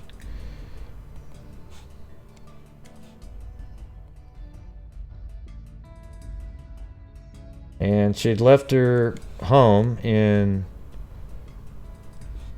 I think it's in South Dakota, like Sioux Falls, basically, in that area. And her car was found crashed right here off of I-70, mile marker 96, and apparently it was driving eastbound, went across the median. I'm getting arguments. Oh, well, there's a divider there. Well, let's see. Let's take a look. So there is this wire here, right? But isn't it possible that she veered and maybe the tires got up in the air and got over the top of that? I don't know. I don't know how, but the person seems really adamant that you couldn't go through that. But, but what are you trying to say? This is like a conspiracy? The car was in this lane, crossed there, crossed the westbound lane, and then end up on the side of the road there, crashed. And when the police got there at 10:30 at night, they found the 11-year-old and a 5-year-old kids, or, the children of the driver, And when they got to the driver, she was dead. So they thought, wow, she must have really hit her head hard or something. But it turns out that she died from a gunshot wound to her head. I heard in the back, behind her left ear. Now, I don't know if that's true or not, but it was from a pretty good source, okay? So, now, that was unusual. But then it turns out that the husband, the police tried to call him at 11 o'clock at night, and he didn't answer. So he claims that's why he's a person of interest. But then we started getting calls from different people, and it became a lot more suspicious than that. Like, way more. And now he has custody of both the children. Okay, so I decided not to come forward with a interview that I did. And if he ever gets arrested, then I'll put it out there. So we got that case, and I have let the people in my, that have Patreon on the Facebook page, they've heard the interview. I'd like to be able to have more people on there, but I'm trying to figure out how to do that.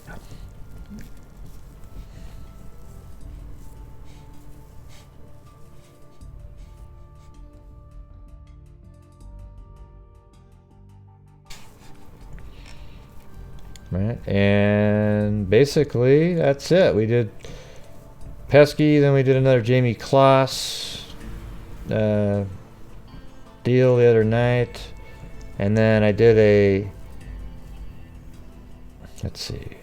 Amy Mihalovic. Let's see, what was that? Oh yeah, basically I did a live where I told everybody to watch the series on IDTV earlier in the day, then later I came back on and we all discussed it. So there you have it. Okay, that was the year in review. All right. I didn't quite, go over each one in dramatic detail because it just would have taken forever.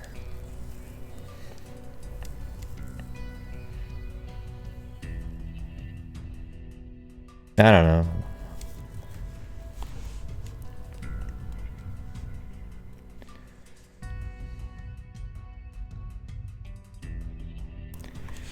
Yeah.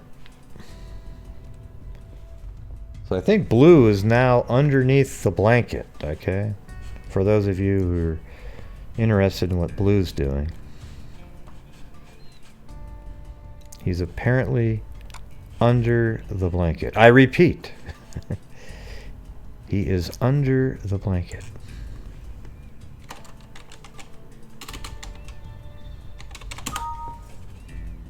I'm trying to get my Skype information so I can log in.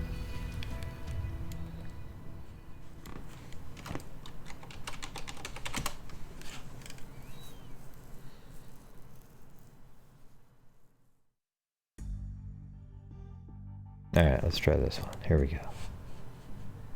Come on, Skype. Yes, that worked.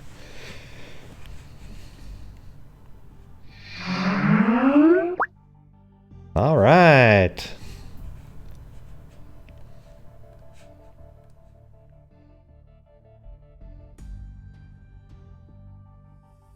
So, I guess it was Happy New Year's in the Rockies a few minutes ago, like an hour ago, 45 minutes, and 12 minutes. Should be in Central Time. So, Happy New Year, everybody out there.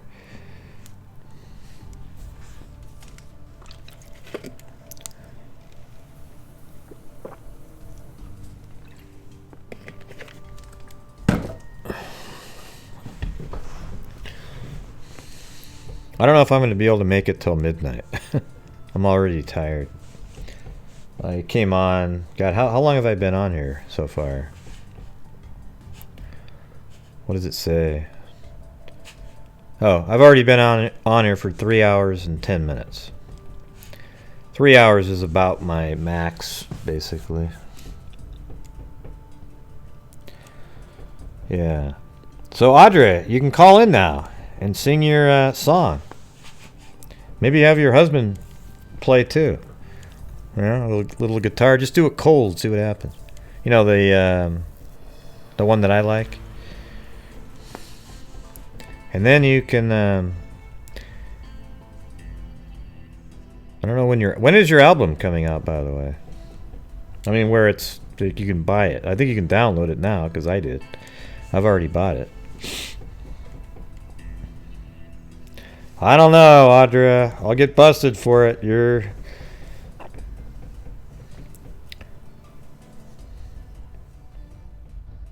I could play it from your album, but I don't want it to be where I get this, you know.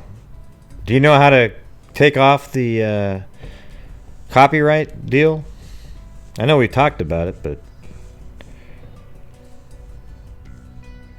yeah, put your link in here too, how to buy it. Okay, all right. I'll let you know if it does. I'll do it.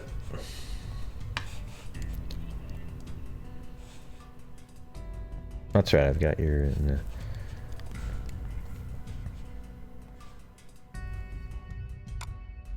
Audra Blankenship.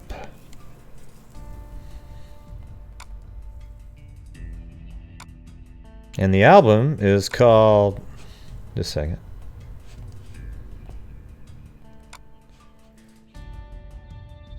I think it's Ravens 3, right? Or no, that's the name of the band. And the album's called Flight. Sorry about that. Alright, so here we go.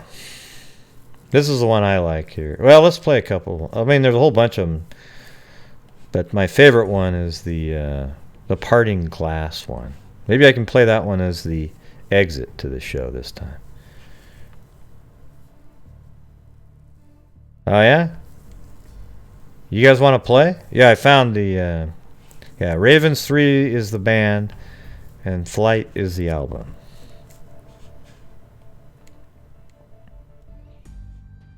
Yeah, get that damn link.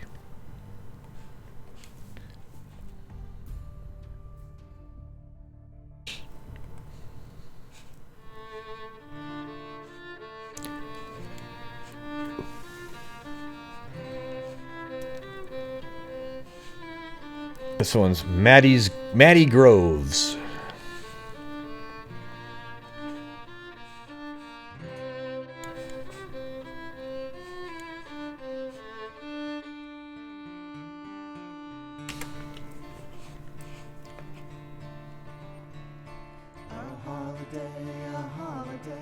First one of the year, Lord Island's wife came to the church, the gospel for to hear.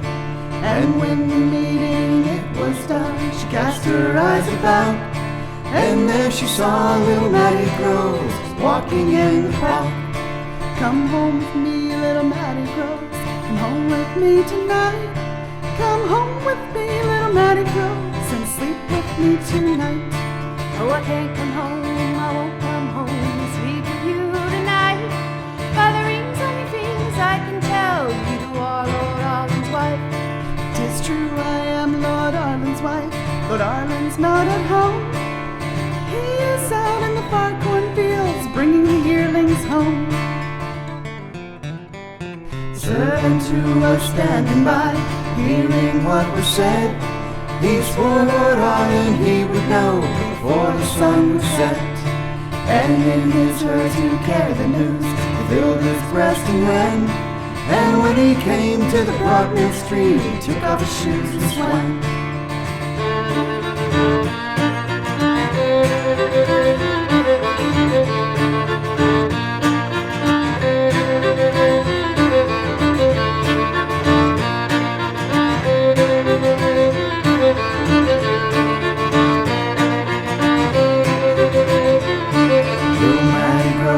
He lay down and took a little sleep, and when he awoke, Lord Arlen was standing at his feet, saying, how do you like my feather bed?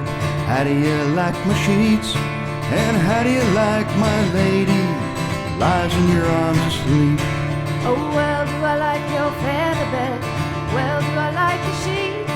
But better I like your lady who lies in my arms asleep. Get up, Lord Arlen cried, get up as Audra Blankenship. It'll never be said in fair England that I killed a naked man. Oh, I can't get up, I won't get up, I won't get up for my life. For you have 2 long beaten swords, and I bet a pocket knife. Well, it's true, I have 2 beaten swords. They cost me deep in the purse. But you will have the better of them, I will have the worse. And you will strike the very first blow, strike it like a man. And I will strike the very next blow and kill you if I can. So mad he struck the very first blow, and he struck Lord Arlen's sword. Lord Arlen struck the very next blow, and mad he struck no more.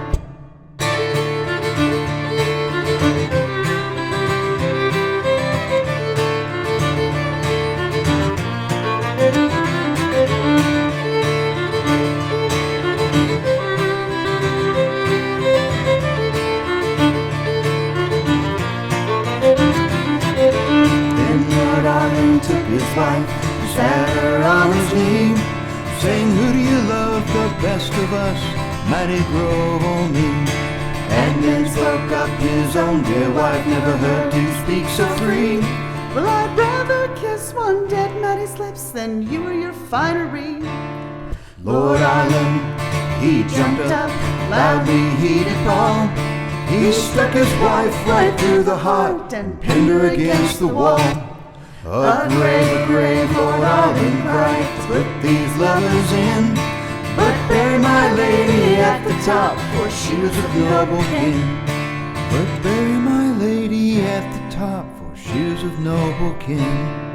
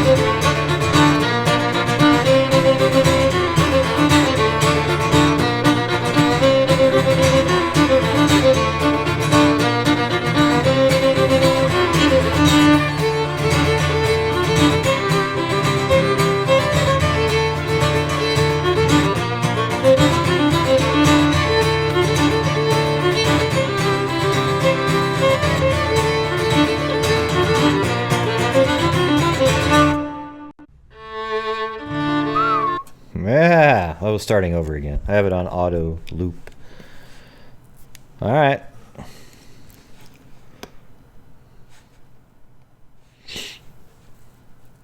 Does anybody want to call in, like on New Year's here? Here we go. There it is, just me, Blue, and Happy New Year.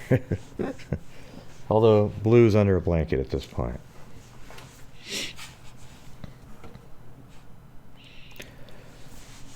But if you don't, that's cool too. I am tired at this point.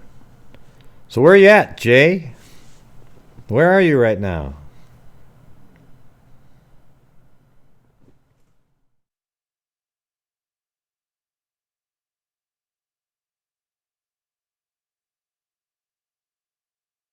It's so quiet. It's so quiet here, everybody.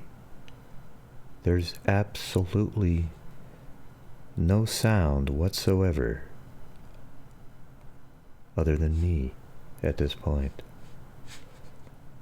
Mwah! Do that on Halloween. Yeah, so I'm gonna play. I think I'm just gonna end the show here in a little bit. Let me. I gotta go to sleep. I've had a long day. I'm trying to figure out how to get this phone number off though.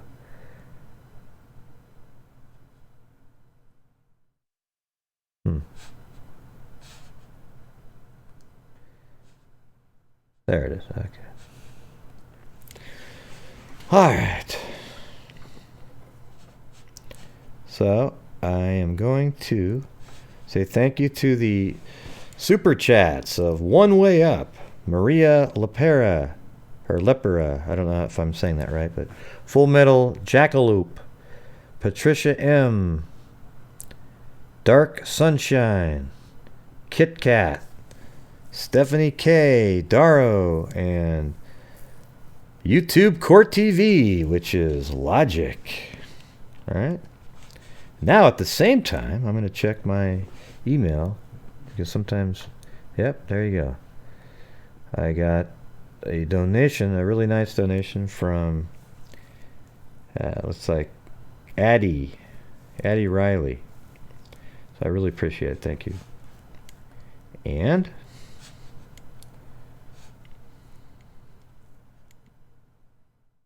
hold on, let me make sure. And also on PayPal, it's so quiet. And Caroline Rufo. Yeah, I just don't have any music picked out to play because my next song is going to be another Audra Blankenship song. Yeah, this is like the quietest my house has ever been. I can hear the quiet. Right there. You hear that? Absolutely nothing. Yes, I'll be getting some rest. Just a second.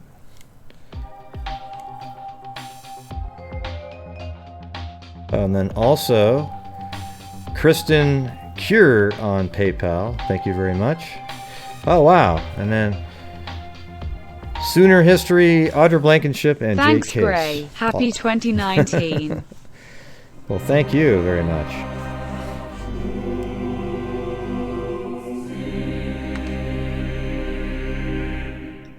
Happy New Year, HIZE.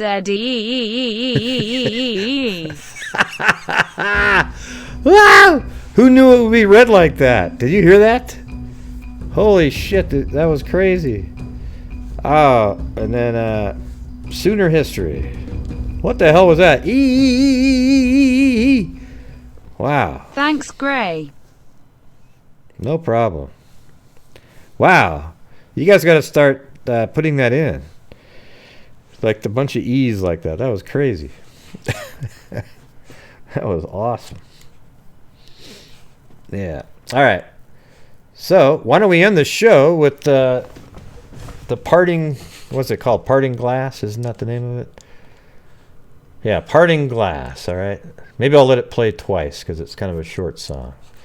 All right. Cool. Here we go.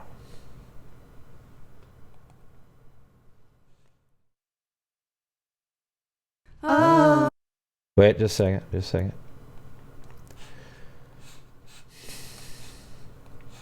See if there's anything else. All right, everybody. I'm going to play this. Thank you for everybody for showing up. Happy New Year. Let's play this, though. Audra Blankenship's Ravens 3. The album called Flight, and this is a song called Parting Glass. It's one of my favorites. Of all the money that e'er I had, I spent it in good company, and all the harm that e'er I've done, alas, it was to none but me. And all I've done for want of wit, to memory now I can't recall. So fill to me the parting glass. Good night and joy be with you all. Of all the comrades that dare I've had, they are sorry for my going away. And all the sweethearts that dare I've had, they would wish me one more day to stay.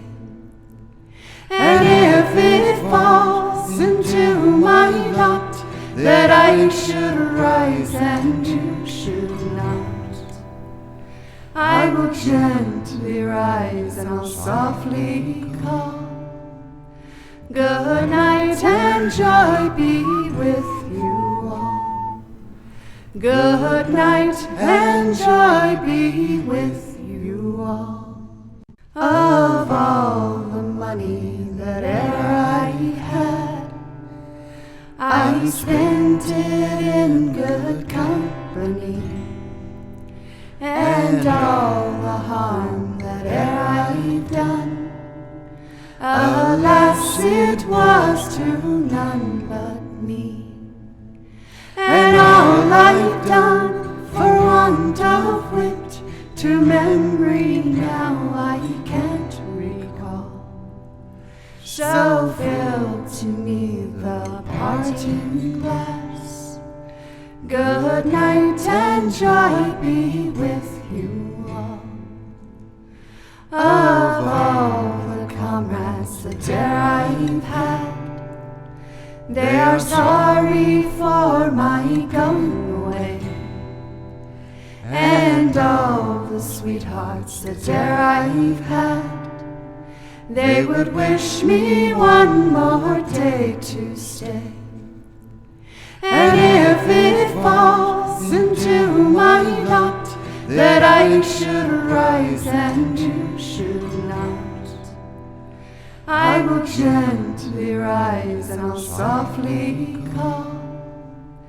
Good night and joy be with you all. Good night and joy be with you all. It's almost starting all over again. Wow, that's so good. Love that one. Your voice with, I don't know if that's your husband singing or the other guy that's singing, but it really goes well together. All right. So that's it, everybody. I hope everybody has a great New Year's. New Year. I said New Year's again because everybody says that, but it's like, what do you mean years? It's just a year, the next year, the new year that's coming up, all right? So that's all I got for you guys. I hope you enjoyed the year. And the thing is, I want to thank all of you for watching, contributing to the channel, helping support it. It's really been my honor, really. I mean, it's been amazing. Every day, it's like I'm looking forward to coming on and seeing all the regulars that, feels like we're all friends. We're freaks, right? We are all freaks at this point. So, anyways, hopefully the next year we're all healthy and everything, and everybody can do some great, oh wow, thanks Ada, at the last second. Boom shakalaka. Thank you very much. Whoa. Happy New Year. Boom chakalaka, smiling face with heart eyes. Yeah. Well, thank you very much, Ada. Yeah, but like I was saying, I really appreciate all the support. I've gone through some battles with, different communities, if you will. The anti-gray, Kanika Jenkins murder, over the years, the Delphi wackos. Seems like every case there's always somebody, and I appreciate all of your support. And hell, we've got a drone sitting in a box right now, so thank you. All right, everybody, wherever you are, I hope you have a great New Year. And it's still not here. It's in 52 minutes for me, so maybe I'll just go chill with the wife, let Blue sit there in La La Land, and like he is right now, because if I call his name, he'll just wiggle and then go right back to sleep. Okay. So that's it, everybody. I appreciate it, and until next time, be safe out there.